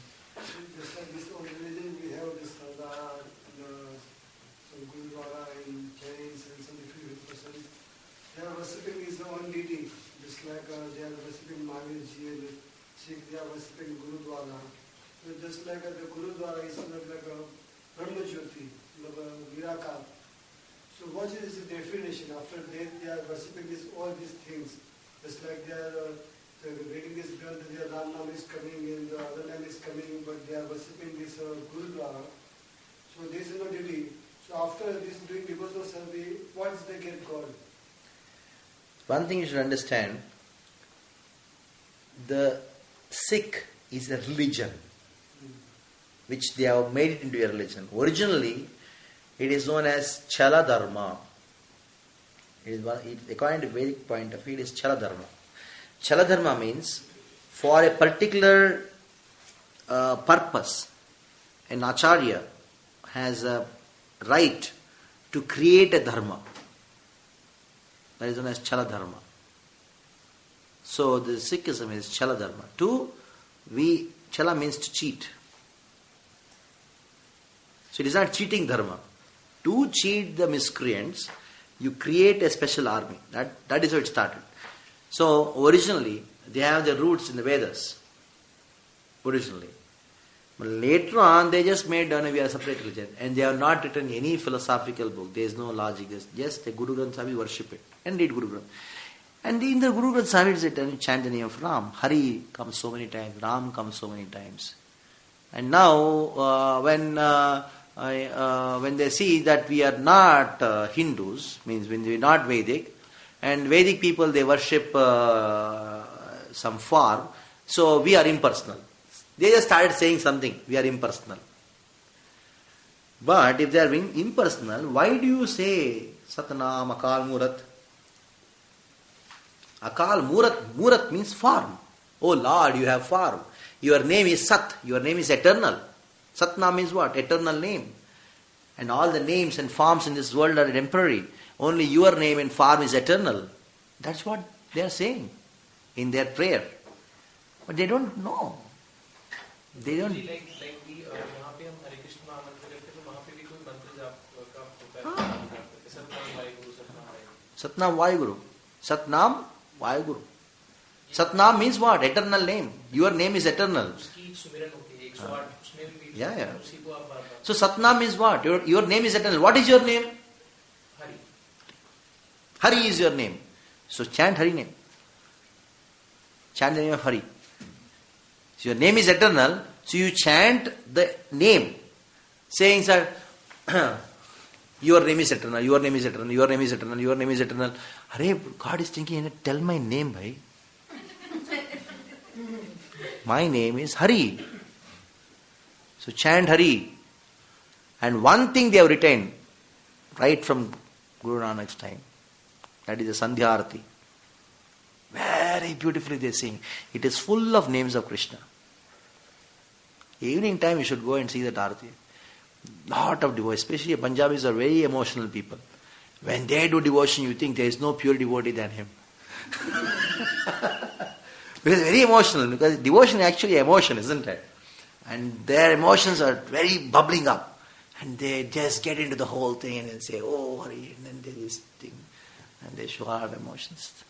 So that really you should see that scene. I just waited to see that scene. It's very wonderful. Only thing is they don't understand. What was the need of instead of worshipping a deity, worshipping a God? Because then if you worship deity and Krishna you are a Hindu, na? So the whole point is they wanted to. This is actually not even by. This is not their mistake. It is the British who did this divide and rule. I'm getting into sociology and history. Here, in this land, though there's so much of history which talks about Muslims did that, these people did that, these people did that. This history is written by the British. So they wanted to create differences. It's they who created the differences between ye Hindu hai, ye Muslim hai, ye hai, ye. Now, somehow Gandhi got corrupted with this idea. And he started talking about Hindu, Muslim, Isai and all these things he started. Before the Christians came, the Britishers came, even though they were Muslims and the Hindus and all, they were living together like brothers. The splat was created by them. In the same way, the Sikh also. It's created by them. Muslims were from this 2000 years ago, this Saudi Arabia, they were worshipping Shivas. What? Anyhow, whole world it was there. So I don't think we should continue with the discussion now. It's a long discussion. Indian sociology and history. Now, at last, we finished 6 systems of philosophy. Yeah. What Guru Nanak Dev Ji was chanting? Satnam? Guru Nanak was worshipping Hari. Har Mandir. He built Har Mandir. Later, Mandir came later, but he was worshipping Hari. So, before we go to Tattva Sutras is nothing but the Vedanta presented for easily understandable purposes. That is the purpose of Tattva Sutras. And that is the only purpose of the Tattva Sutras. Vedanta Sutras have 3 sections in them.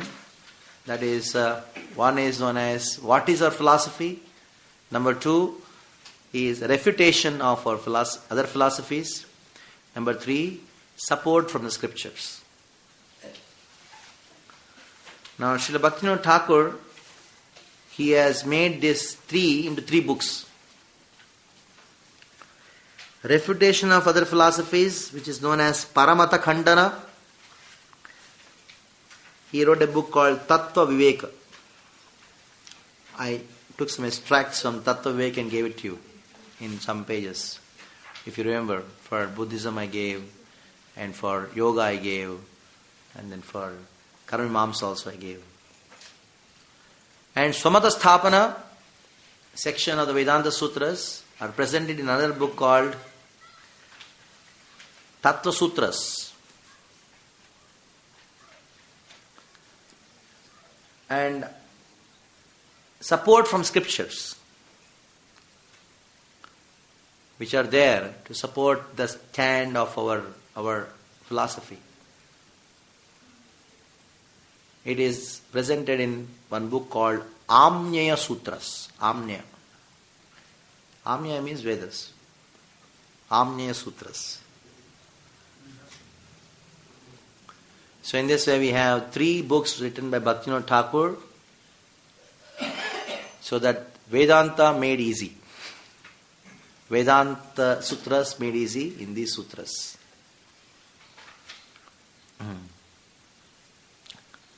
So, Tattva Sutras, that is what is the subject of discussion.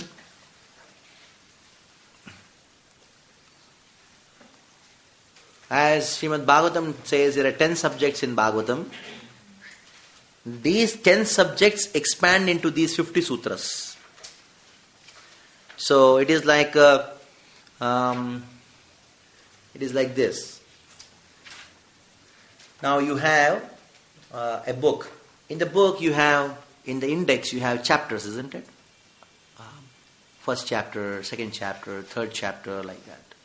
First chapter is Sarga. First topic is Sarga, Visarga, Sthanam, Poshana, like that. But what is the index? This is a overview index, but the full index is within that what is there. Within that what is there. So in this way, book is generally written. Each chapter has got sections. In this way, Bhaktivinoda Thakur presented this Vedanta Sutra as an elaborate index for Srimad Bhagavatam. When Mataji told me that you are going to teach Bhakti Vaibhav students, then according to Srila Bhakti Siddhanta Saraswati Thakur's syllabus of these courses, he gave instructions to his disciples saying that you should teach Bhakti Sutra and Tattva Sandarbhas before teaching Bhagavatam. Before teaching Bhagavatam, you have to read the Tattva Sandarbha. Tattva Sandarbha, there are 2 parts. One is known as Pramana Kanda, other is known as Prameya Kanda in the Tattva Sandarbhas. So you will come to know in the Tattva Sandarbhas, in the Pramana Kanda, that how Bhagavatam is the book of Pramana for us. And in the Pramana Kanda, at the end, Srila Jiva Goswami says that henceforth, when I quote a Bhagavatam verse, it is not to support something, but it is to say something. It is not to support something else. It is to conclude and say something. So, once we read the Pramana Kanda, It's for sure. There is nothing more than Bhagavatam. Kim va parer Ishvara sadhyo. What else you require? No other book is required other than Bhagavatam for Ishvara sadhya. For self-realization, there is no other book required for you. That is the conclusion which you get by studying the Tattva Sandarbha's first part. And then, in the Prameya Kandas of the second part of Tattva Sandarbha, there is a very elaborate understanding of the 10 subject matters of Srimad Bhagavatam. According to the realization of Sutta Goswami, according to the realization of Sukadeva Goswami. 10 subject matters spoken by both. Sutta Goswami's verse is Satta Sargo Sargasya Sthanam. At the end, again the same things are spoken by Sukadeva Goswami. So in this way, the 10 subject matters, if you want to know what they are and how they are, you go through the Tattva Sandarbha second part. Now after Tattva Sandarbhas, you know Bhagavatam, like all know it like this. And then Tattva Sutras have to be studied.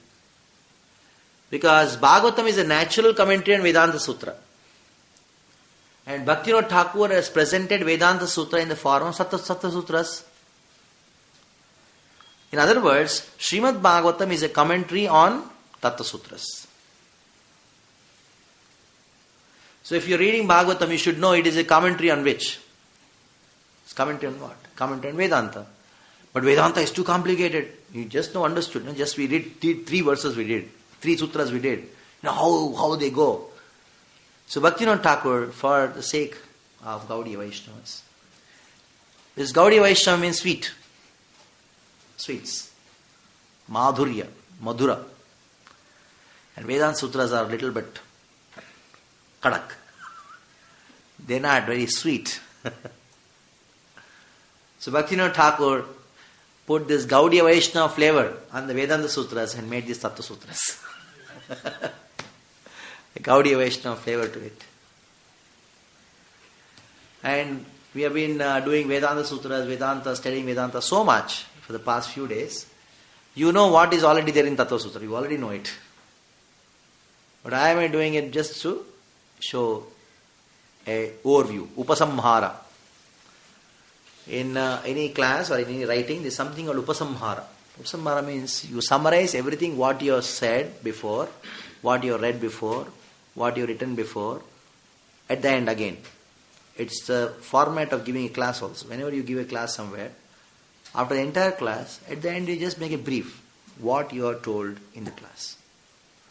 So this Tattva Sutra is like this, for this particular session of 7 days what we are doing. So we'll do our best possible. So you have that book, paper, Tattva Sutras paper. First, we'll do the first chapter as much as possible. Yesterday I gave, yesterday it was distributed to everyone. First sutra. Om eka paro nanyaha om ekha paro nanyaha. The Supreme is one and there is no rival. There is only one Supreme. Eka paraha. Eka means one. Paraha means Supreme. Like these sutras, you find that there is something called Dashamul written by Bhaktivinoda Thakur. Dashamul.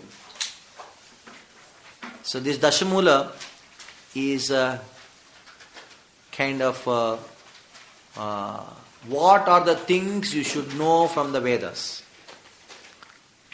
That is the Prameyas of the Gaudiya Vaishnavas is these 10 objects to be known. That you have in the Nyaya Vaisheshikas 12 objects to be known.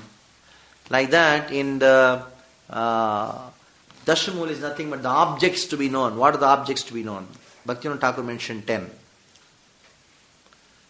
But these 10 basically have their basis in the 9 Prameyas written by Madhvacharya.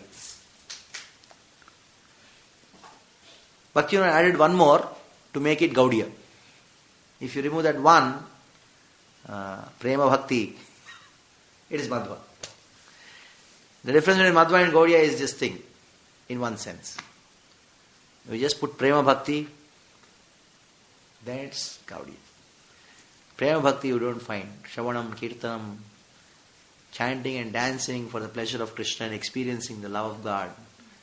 That manifested by Madhavendra Puri.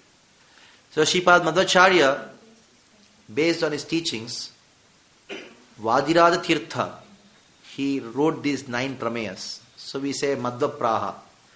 So whether Vadirada says, Madhvacharya's teachings. So these 9 prameyas are written by Madhvacharya. Now based on these 9 prameyas, Baladev Vidyabhushan Prabhu wrote one book called Prameya Ratnavali. Baladev Vidyabhushan Prabhu wrote one book, Prameya Ratnavali. And he just changed the order of these 9 prameyas to make it Gaudiya. To suit our rasa. And Bhaktivinoda Thakur, he added one and made it Dashamul. So we should know this background. Now we are into Tattva Sutras.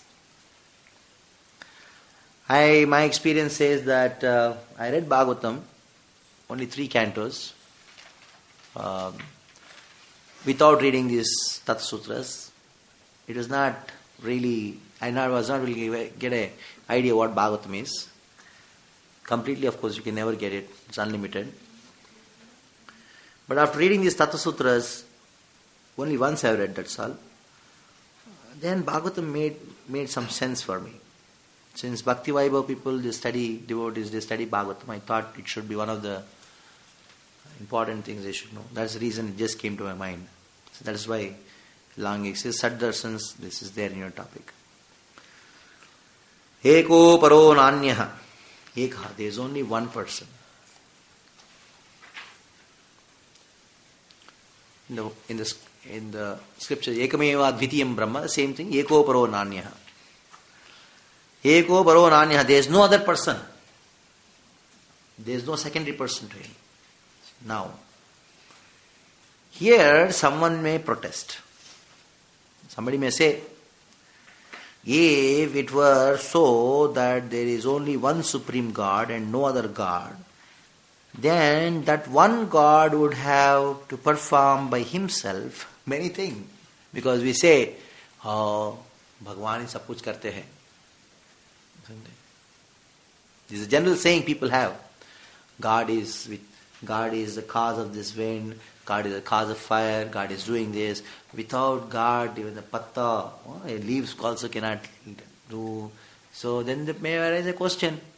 God is alone. So he is alone doing everything. Then, himself, all the duties involved in creating, maintaining and destroying the universe, he should have to perform them without any help from anyone else. If God is alone, then it is answered, this question, this objection is answered next verse. Agunopi sarva shaktirame yatvat. Agunopi sarva shaktirame yatvat. If somebody raises the question, if God is alone, then he will do the creation, he will do the maintenance, he will do the discussion, like Prabhupada very always talks about this. Krishna is God, but he is not like the Atlas holding like this.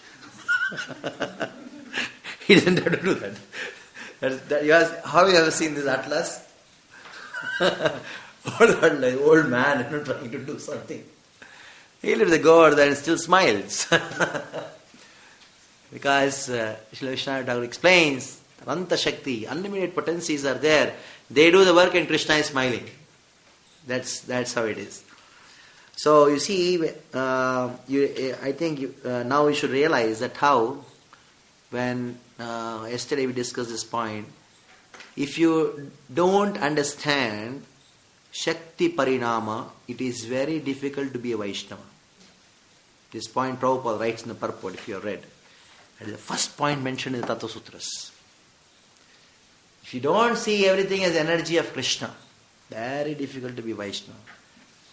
Then you think of Maya, I'm not Maya, this Maya, and you yourself are Maya. Vaishnava renunciation is very happy renunciation. It's very happy renunciation. That is why the renounced order of Vaishnavas, they are always blissful. And renounced order Mayavadis, they are very tensed up. According to one of the Mayavadi principles, the Vaishnava, a renounced order sannyasi, he should not laugh. But Prabhupada was always laughing. And he used to make everybody laugh. You hear his conversation specifically. The whole room was always laughing. And sometimes in that laugh, you don't understand what Prabhupada is speaking also. So, this is one important thing. So, that is the reason, is because they see something as Maya. If you see something, Maya is not anywhere, it's in my consciousness, then if you get rid of this thing, then nothing, no problem. Agunopi sarvashaktirameyatvat. Agunopi, even though he is beyond the material modes, he is paraha. Last verse it says paraha, eko paro. Para means transcendental.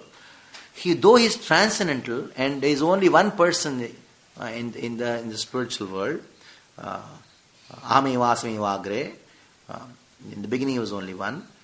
Api sarva shaktir. He has got unlimited potencies. All the Shaktis, unlimited potencies he has got. And these Shaktis are ameyatvat. Ameya. Ameya means, the real meaning of Ameya is immeasurable. Like in the Bhagavad Gita, the words Duryodhana says to the Dronacharya, he says, what does he say? Aparyaptam tadasmakam phalam bibam bhishma virakshitam paryaptam dimetesham. And Ameya, where does it come in Bhagavad Gita? Anyhow, where it is. Ameya means immeasurable. Aprameya. Vishnu Sahasram, sorry. Aprameyo Rishikesho, like that it goes. Aprameya. Ameya means meya, you cannot measure. Ameya. You know, Vanmali Prabhu's disciple is there. Ameya. I told Vanmali Prabhu, Prabhuji, his name is not Amaya, it is Ameya. Still he calls Amaya. And there's one boy, youth boy, of course got married and is preaching nicely. His name is Ameya. And nobody pronounces his name properly. Somebody is Amaya. It is not Amaya, it is Ameya. Ameyatva. Huh? Ameyanimaya. Ameya. Ameya means immeasurable. So, but he is, because he is limitless, he has all potencies. Even though he remains beyond the touch of the modes of material nature. So he has potencies. This sutra means that Supreme Personality of Godhead is beyond the modes of nature and he has all powers.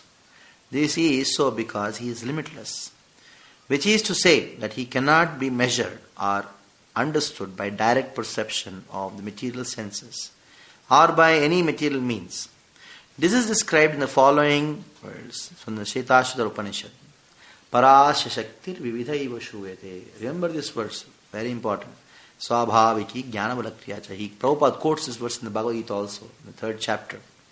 It says, Natasya karyam karanam cha vidyate natat samasya bhidikascha drishyate parasya shaktir vividhaiva shruvete swabhaviki jnana balakriyacha. Hope, good that you are not in Mira Road. Otherwise, next class you can come only when you have memorized this sloka. That is the rule. When I used to take Bhakti Shastri, 50 people joined, 10 people left.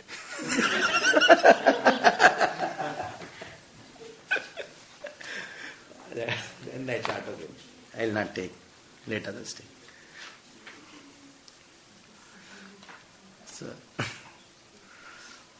So his potencies are multifarious, and thus his deeds are automatically performed as a natural sequence. So, Swabhaviki, the word Swabhaviki is used. Naturally happening, automatically happening. Of course, we accept everything is happening automatically, but under the directions of the Supreme Lord. So automation doesn't mean there is no controller behind it.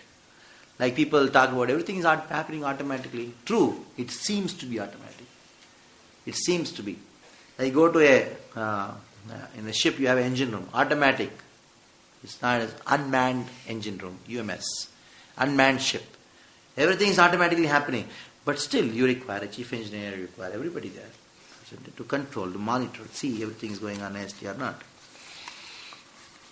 Now, somebody may protest, you consider Supreme Lord, both beyond the modes of nature and the master of all potencies. How is it possible to ascribe these two mutually contradictory natures of the Lord? You say the Lord is transcendental and he still is the master of potencies. How it can happen? Transcendental means Nirguna and Nirvishesha. That is what the scriptures say. Nirguna, Nirvishesha. He should not have anything. Nothing should be secondary to him. Advayam. That is the description in the Veda. Then, very important verse, which is directly talking about the Gaudiya Vaishnava philosophy. Om Viruddha Samanyam Tasminna Chitram Om Viruddha Samanyam Tasmin Na Chitram. This time I gave a class on Damodarashtakam. When I spoke on Damodarashtakam in the Kartik month, I gave a class in Mira Road. So instead of saying I'll give a class on Damodarashtakam, I wrote this thing on the board. Then somebody asked Prabhuji, ये एक line का श्लोक कहाँ से आया? Where did this one line shloka come from? I told this is Tattva Sutras of Bhaktivinoda Thakur. Because in that commentary on that particular pastime of Krishna being bound by Yashoda, Srila Vishnu Thakur brings about 8 contradictory things which are harmonized. He says Krishna is hungry, whereas he is aptakama. Aptakama means self-satisfied. So still he is hungry. And he is Shantagaram, Bhujagasainam, Badbanabam, Suresham. Shantagaram, he is a personification of peace. And he was angry. And another contradiction is he is a master of dharma, righteousness. He is absolute truth. Now he is speaking lies. And now he possesses everything, but he is still stealing. These contradictions are brought about by Srila Vishnu Thakur in his commentary. And he is unlimited, but still is bound. Nobody can catch him, but Yashoda caught him. These are contradictions, isn't it? So, God means in whom two mutually contradictory things can coexist. Two mutually contradictory things can coexist. That is why he is God. If something cannot exist in him, then why is he called? How he can be called God? Oh, God, no, he should not tell lies. How can God tell lies? Why he cannot tell lies? What is your problem? He told Duryodhana to tell lies. What is your problem? He can tell anything.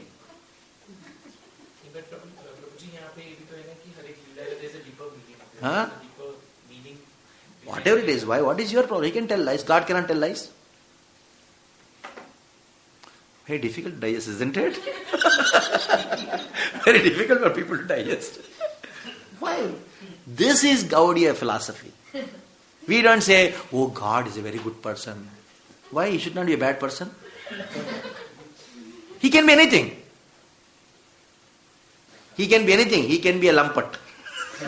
That's what the Gopi says. Yatha tata vidadat lampato. Even though you are a lampat. Many of the Westerners cannot understand this. Lampat is a very bad word in Hindi. Every day we talk. When your child becomes too mischievous, you say lampat. That's what we say in Hindi. In North India, that's what I say. Hey, lampat hai.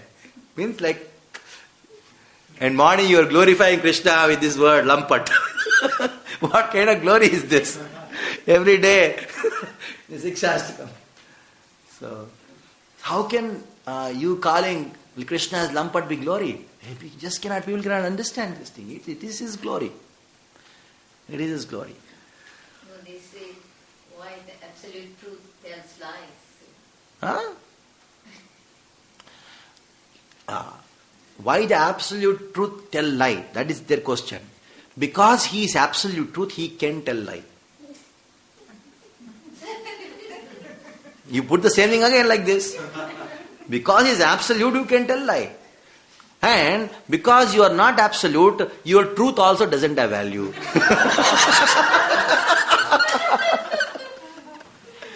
Today morning I had idlis for my breakfast. So what? Is it truth? So though it's truth, what has got to do with you? Isn't it? So that's God. That is this comes from this philosophy of Bhaktivinoda Thakur writes. And when these sutras were given to one scholar in Sanskrit, then he told who wrote these things. He was not knowing who wrote. Then the scholar in Sanskrit from the Madras University, he told. Then we told this was written by Srila Bhaktivinoda Thakur about 100 years back, 150 years back. He was a district magistrate, working as a magistrate under the British government in Bengal. He was shocked. He told, this work can only be done by somebody who is at the time of Vyasa. And nobody who is less intelligent than Vyasa can do this work. This work of Tattva Sutras. That was his realization. What we are doing, this is what we are doing. This work. And that is the realization of the scholars. Scholars can identify what is being presented here. Just imagine, Vyasa condensed the entire Veda, Upanishads into Vedanta Sutras, and condensing that Vedanta Sutras in 50. And without compromise, without going here and there, and exactly presenting. Condensation of condensation. It requires. In English, we have something called pressy writing. You know that? You have? How many of you know about pressy writing? Pressy writing. Pressy writing means you have a long comprehension, paragraph. You have to express in minimum number of words. And that got the highest marks. If you have given an English paper, you have got the highest number of marks because the intelligence and the grammatical strength, vocabulary is tested in pressy writing.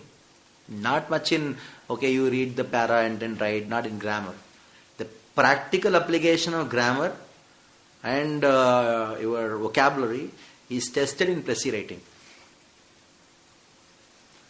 How precisely you can present. Sri Chaitanya Charitamrita, Krishnas Kaviraj Goswami mentioned this thing. Eloquence means mitam cha saram, he says. Mitam cha saram. Expressing truth in minimum number of words. Expressing the truth, the essence of the truth in minimum number of words is known as eloquence. Mitam chasaram. So Bhaktivinoda Thakur. And he was glorifying Bhaktivinoda Thakur like anything. He says, this work cannot be done by anybody whose intelligence is less than Vyasa's. He's a scholar, so he's presenting in this language. That is why Srila Bhaktivinoda Thakur is the Vyasa for the Gaudiya Vaishnavas, modern Gaudiya Vaishnavas. Vyasa incarnate. 5 chapters, each one 10 sutras. 50 sutras. 555 made into 50. 1/10. 1/10. So Viruddha Samanyam Tasminna Chitram. So Krishna can be, he gives everything and he steals everything. He spoke the absolute truth in Bhagavad Gita and he told Yudhishthira to tell Ashwatthama. So contradictory things can mutually coexist in him. No, and then the way he presented is viruddha samanyam tasmin. Bhaktivinoda Thakur says nachitram. It is not very astonishing. Nachitram means not very astonishing. Of course, the translation goes like this: nobody should be surprised. Surprise is also a good word. That the Supreme Lord possesses mutually contradictory natures. If you have some contradictory nature in a condition, so we find it to pagal isko bharosa nahi kar sakte. You cannot trust him, isn't it? That's why it is. You cannot trust a person who's got contradictory natures. But absolute truth is by nature having contradictory natures. And there is no astonishment about it. Nachitram. Next. Now, to quote some verses, from the Upanishads, apani padau jvano grihita pratyaksha chakshus shrunoti akarnaha. He says, achakshu. He says, apani padau. He doesn't have hands and legs. But still, jvano grihitva. He walks and he accepts. Without hands, he accepts. Without legs, he walks. Pashyanti. Chakshushaha. Without eyes, he sees. And akarnaha. He doesn't have ears. But still he hears. This is contradictory. Although the Supreme Lord is described as having no hands, legs, he is nothing like accepts sacrificial things and moves very quickly. He has no material eyes, yet he sees everything. He has no material ears, yet he hears everything. Here someone may ask, how can one understand the truth if the Supreme Lord has many mutually contradictory natures? How can you understand him then? It is very difficult to understand who has got dual personality. Isn't it? It is true. Because he has got contradictory natures, it is difficult to understand Krishna. Now they say, how to understand him if he has got dual personality? You don't know what he is going to do at any time. Now, this question is answered.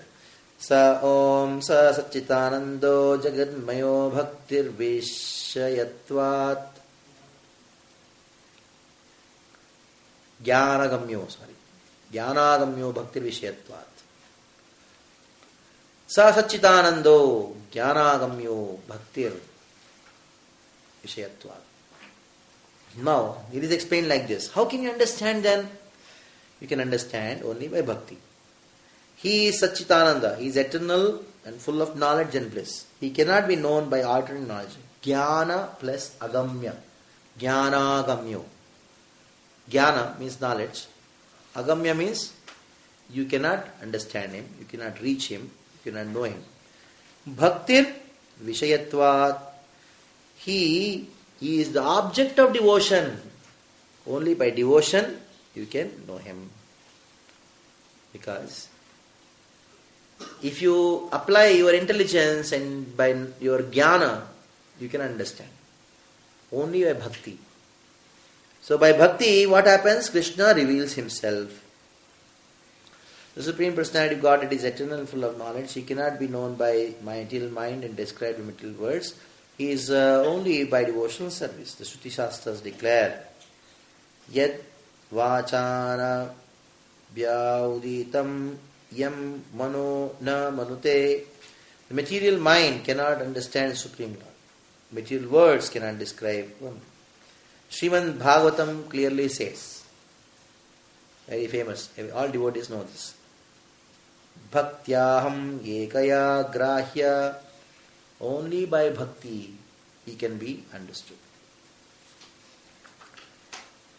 I have understood only by devotion. Here someone may protest. Somebody may say, what is this you are saying? If this is so, and the Supreme Lord is attained by devotion, so the Supreme Lord must be resident of material world, because devotion means sentiments. Devotion means love, affection, emotion. These are material. This is what we find in this world. That is the problem. What is the problem in this world? Emotions are the problem. I get emotional with somebody and love somebody, and then I get into the whole business. Emotions are the problem. Devotion means emotion. So then the Supreme Lord must be one of the materialistic person here in this world? Then answer is Sacha Satya Nityo Nadirananto Deshakala Parichedat. No, the Supreme Lord is Sacha Satya, He is the real truth. Nityo is eternal, Anadi is without beginning, Ananta, unlimited, Desha Kala Parichedat, He is beyond the limits of time and space. Desha Kala Parichedat. He is eternal supreme truth, beginningless and endless, for He exists beyond the limits of time and space and time. In the Shruti Shastras it is said, Satyam Jnanam Anandam Brahma, the Supreme Lord is eternity, knowledge and bliss. No. Though He is an object of our emotion, but He is beyond, transcendental. That shows emotions of the world are material, but emotions towards Him are not material. And why? Point is, He is Satchitananda. Ananda is only because of emotion. We find in this world, Ananda is because of emotions. Even though you have so much of money, but until unless you have some emotion to share with someone, the money don't have value. So it is emotion actually gives bliss. The Supreme Lord being transcendental, the emotion towards Him is transcendental. That is why devotion is the way by which you can know Him. Now, the Supreme Lord is beyond the material world, as you say. Somebody may object. Why does He create the material universe in the first place? Okay, now accepted Krishna, the Supreme Lord is transcendental. We are supposed to love Him, emotion towards Him. And then why did He create this world? Then everything about the world comes. Then why does He create the material universe in the first place? Paropi jadabhyam vilasi vishwasiddhe. Now he says, Paropi, though he is transcendental, chit jadabhyam. Chit means conscious living beings, that is the souls. Jadabhyam, jada means material world, matter. Vilasi vishwasiddhe. Vilasi, playfully. Vishwasiddhe. He creates this world. So he creates this world as a part of His vilasa. Vilasa means pastime. The Supreme Lord's pastimes in one way can be divided into three kinds. Leela, three kinds of leelas. The Chinmay Leela, number one, which He does it in the spiritual world. That is known as Chinmay Leela. The other one is known as the Srishti Leela. This word Srishti is also a Leela. It is also His Leela. Srishti is also Leela. Ramanuja explains this. The Srishti is also Leela. Next, the third one is Kripa Leela. That which does in Bhauma Vrindavan, where we are staying.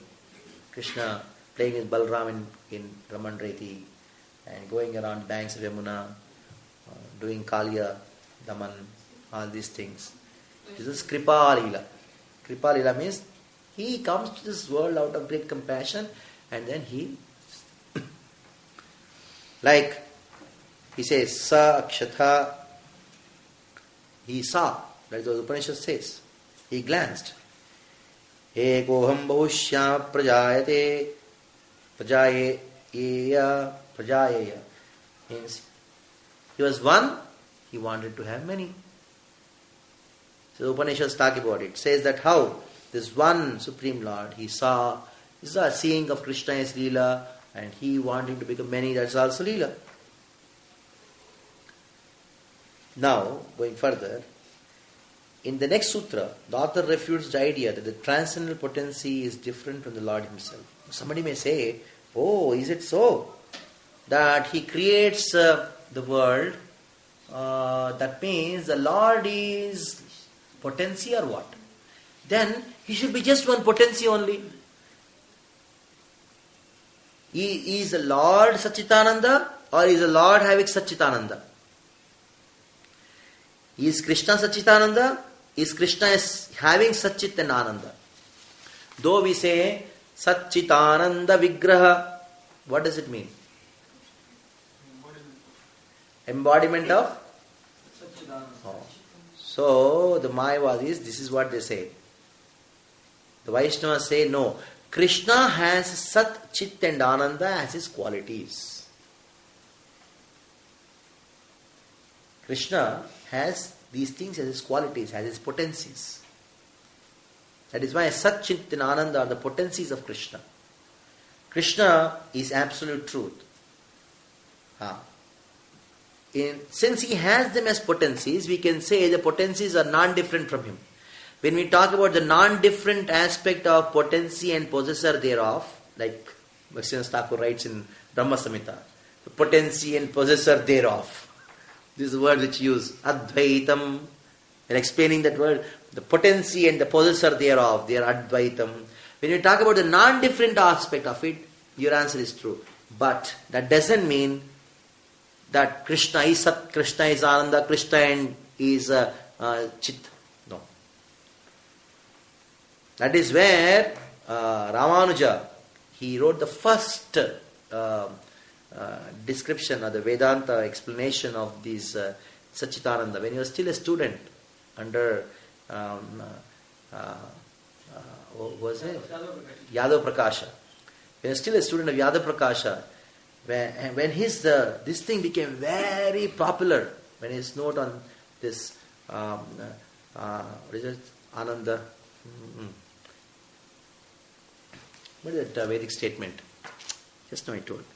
Previous one, what is it? Satyam Jnanavantam Anantam Brahma. On this, the Mayavadis say that Brahman is Sat Chit Ananda. But Vaishnavas say Satyam Jnanam Anandam Brahma. Brahman or the God has Sat Chit and Ananda as qualities. Vishesha. There is qualities of Krishna. Sat Chit Ananda is not just Sat Chit and Ananda.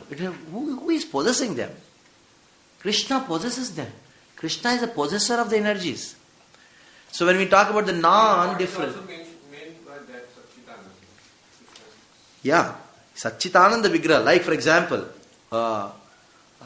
like I say, Damodar Prabhu is a personification of music. He's made up of music or what? He plays an harmonium, he sings nicely, but he is a person who possesses music as a quality, isn't it? Because he possesses music as quality so much, so wonderfully to the highest level that we say you are the personification of music. Like Krishna Kripa Shri Murti Abhay Charanaravindra Bhakti Vedanta Swami Srila Prabhupada. Prabhupada is the embodiment of Krishna's mercy. It is like Krishna's mercy, taking a body and you take some mercy from him. He's made up of mercy. No, he's a person. He possesses Krishna's mercy to such an extent that he can distribute to the entire world and make a house where the whole world can stay and then enjoy the Krishna's mercy or take advantage of Krishna's mercy.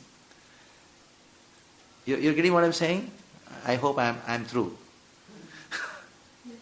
Isn't it? You hope that?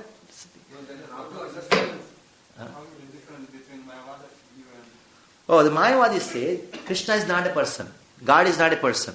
He is Satchitananda. But Vaishnavas say he is a person who possesses these as qualities.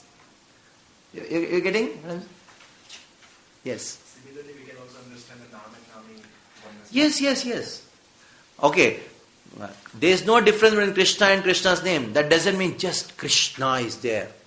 That Krishna name is dancing with Radharani. No, Krishna is a person. He's the possessor of that Nam. He's the possessor of the Nam. That is why we say Nama Prabhu. Isn't it? Nam becomes a personification of this thing. Okay, are you getting the point? Yes, next we'll go further. No, somebody may say, uh, Supreme Personality of Godhead thought, no. Next change, the author refutes the idea that the transcendental potency is different from the Lord. Now, Om Tat Shaktitas Tattvadikyam iti chenna tadavedat abhedat. If someone claims the Lord is different from his potency, then I reply, no, it is not so, for they are not different. Now that non-different aspect has been spoken here. If someone claims the Supreme Personality of God, the Creator of the world, is different from his potencies, then this sutra is spoken to refute him, because Supreme Personality of God is not different from his potencies, from his many potencies. The potencies are not different from him. This is described in the following words of the Nyaya Shastras. Shakti Matayor Abhedaha. The Supreme Personality of God, the Master of potencies, is not different from the potencies. Shvetashvara Upanishad says, Swabhaviki Jnana Bala Kriyacha. The Lord's potencies are knowledge, power, and action. Share their own feature, his own feature. They are not different from him.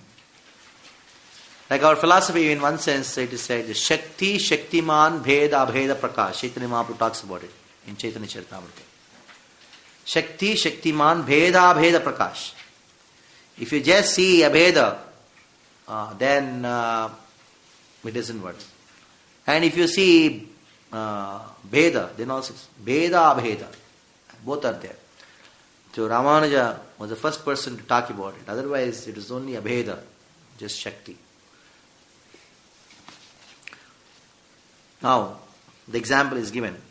Ekatayesha syagner jyotsna vitstarini yatha parasya brahmana shaktis tadedam akhilam jagat. Very beautiful verse from Vishnu Purana. Chaitanya Mahaprabhu quotes in Sanatana Goswami's discussion. Ekadesha syagner jyotsna vitstarini yatha. At one place Agni is there. Agni fire is at one place, and from fire Vistharini yata. Its energies are spreading. Vistharini yata. In the same way, Parasya Brahmana Shakti. In the same way, Parasya Supreme Lord's Brahmana Shakti, his effulgence, is Tadedam Akilam Jagat. In this way, whole world it is spreading. Just as the illumination of a fire, which is situated in one place, is spread all over. The energies of the Supreme Personality of Godhead, Parabrahman, are spread all over the universe. Very nice verse to memorize.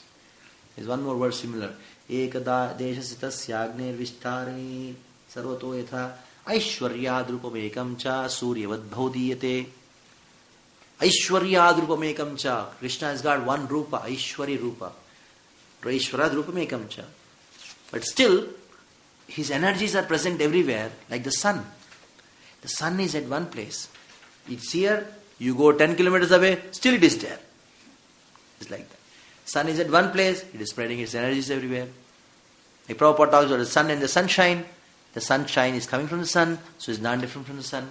At the same time, you cannot say the sunshine is the sun. In the same way, Satchitananda and all other things are Krishna's potencies. So in one sense they are coming from Krishna, so they are Krishna. In one sense they are possessed by Krishna, so they are not Krishna. Now, here someone may protest. It is not so that by creating the material worlds and performing other activities, the Supreme Lord, Personality of God, becomes attached to that activity. Like, we do some activity, becomes attached, and his nature becomes different from what he was before. Activity is for the conditioned souls. Why Krishna has to do some activity? He becomes something different. While before, does he not become enamored of what he has created? Is he get attached to something? This is what we observe in this world. Now, I do something, and you go and tell people, I did this, Prabhu. And Krishna would also do the same thing. You become somewhat, you have to do something, This doing something is for conditioned souls. Why he has to do? That why he has to do comes later. Now, kartapya pikaraha swatantriyat, because he is swatantra, independent. Though he does, he is akarta. Kartapi, even though he is a doer, he is not doer. Bhagavad Gita and Bhakti Shastra must have learned this thing. Soul, God, world, doer, non-doer, how they are all doers and non-doers. Here the protester declares, whoever creates the material world must certainly become affected by the passionate attachment, hatred, and other like emotions. To this protest, the reply is that because he is supremely independent. See, in this world we do something and get attached because we are dependent. And Krishna is totally independent, swatantriya. Because of his total independence, even though he does, he has got nothing to do. He is totally detached, unattached. That is why Bhagavatam says, Janmadhyasyato anvayaditarataha arthesh vignesh swarat. In that line, swarat is very important. If you remove swarat, then he creates, he maintains, destroys, and he knows, that means he is like me only. But that swarat, independence, makes him, even though he does, he is not dependent on the thing which he has done. Swatantriyat means swarat. He is not dependent. Affected by the material passion. Svetasura Upanishad is explained. Nishkalam, Nishkriyam, Shantam, Nirvadyam, Niranjanam. The Supreme Personality of God is perfect and complete. He is peaceful and flawless. He is never affected by the material energies. His actions are never material. In the next sutra, the author reveals the Supreme Lord does not increase when he creates the universe. Neither he becomes less when he destroys the universe. Sadhika rupa purnatvat. Sadhika rupa purnatvat. Not sada. It's actually sadaika. There's something wrong here. On top of it, there should be a dash. Sadaika rupatvat. Sada means always. Ekarupatvat.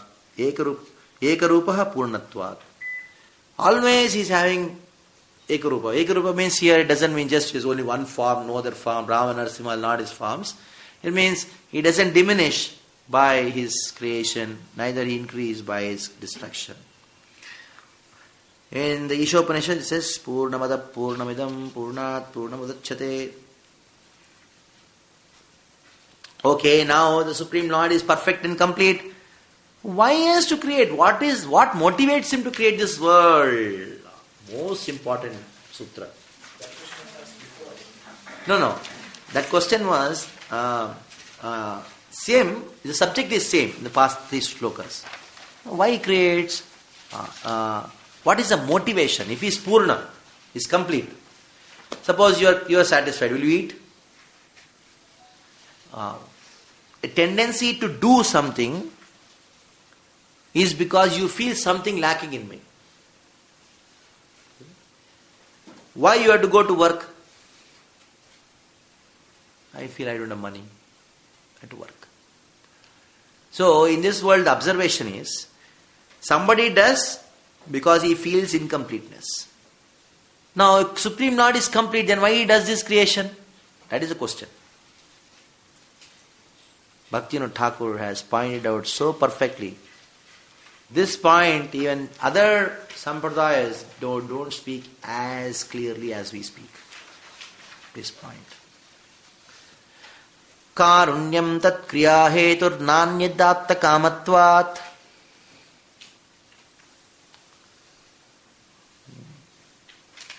Apta kamatvat. Apta kamatvat means he is apta kama. We have many devotees' names as Atma Kamdas. Aptakama means completely satisfied because because of his desires, and all his desires are attained automatically. See, for us, if you have a desire, then you have to plan how to fulfill the desire, and then you execute it, and then it may happen, may not happen. Isn't it? But for higher bodies like Brahma and all, the moment they have a desire, they just have to think how to satisfy. That itself is enough, they'll be satisfied. Brahma thinks and the world is created. Because Brahma's body is made up of mind. Just by his thinking, the universe is made. He doesn't have to go and take the hammer and the spanner and then fix up things. He doesn't have to do that. So Brahma, just by thinking, that we, after doing also, it may and may not happen. But at the higher bodies, just by, like for example, in heavenly planets, if you are thirsty, if I am thirsty here, then I have to take this and then drink, isn't it? In the heavenly planets, they just have to look at it. Just by looking, their thirst is quenched. Looking at the water, isn't it? For Brahma, he doesn't have to look also. He just had to think. But for Krishna, he just had to desire. That is why the Upanishads, they say, Satya Sankalpa, Satya Kama. These are the words used for Krishna. Satya Sankalpa means, as soon as he takes a Sankalpa, that I want to do, it is done. Here we have to take a Sankalpa, I have to do, and then think, and then do. For Krishna, as soon as you take a Sankalpa, everybody knows what a Sankalpa is? Yeah, wow, Sankalpa. I want to do. That is called Sankalpa. I will do. That is called Sankalpa. Satyakama. Why is it called Satyakama? As soon as the desire manifests in him, immediately the desire is fulfilled. That is Krishna. So that is why it's called Aptakama. But still, what makes Krishna create this world? What is the motivation now? Now, Karunyam Tat Kriya Hetur. The reason is what? Karunyam. His extreme compassion for the living entities. That moves the heart of Krishna to create this world. Compassion is the motive. Many people say, why God created this world? He just made this world and make me suffer. My dear sir, Krishna made this world out of great compassion to you. Do you think the suffering is compassion? The problem is not Krishna in your suffering. The problem is you myself, you yourself. Out of great compassion, a father sends the child to the school. But the child is thinking what? Why mama, father has sent to this school? It's like a horrible place. I don't want to go to school. Isn't it? So the stupid child is thinking the father, he cannot recognize the compassion of the father. The father has sent the child to the school for the child's betterment. And taking the other way around, the government creates a jail for the betterment of the thief. Because he can get a place where he can try to enjoy. This world is a place where the conditioned soul who wanted to enjoy independently of Krishna, they can enjoy. And at the same time, if they understand, they can get out of the world and come back to Krishna. World is a facility created by Krishna to go back home, back to Godhead. It is compassion, it is the mercy of Krishna. We should see this world in this vision. It's actually mercy of Krishna. Prabhupada says, Tava Icha, because of your desire you created this world and then we're all here. And because of your desire only, everybody will be delivered. In his song, when he went to America, and the Boston, he writes, Oh Prabhu, because of your Icha only, we are all bound. Because of your Icha only, we will be delivered. So it is compassion. Karunyam tat kriya hetur nanidatta kamatvat.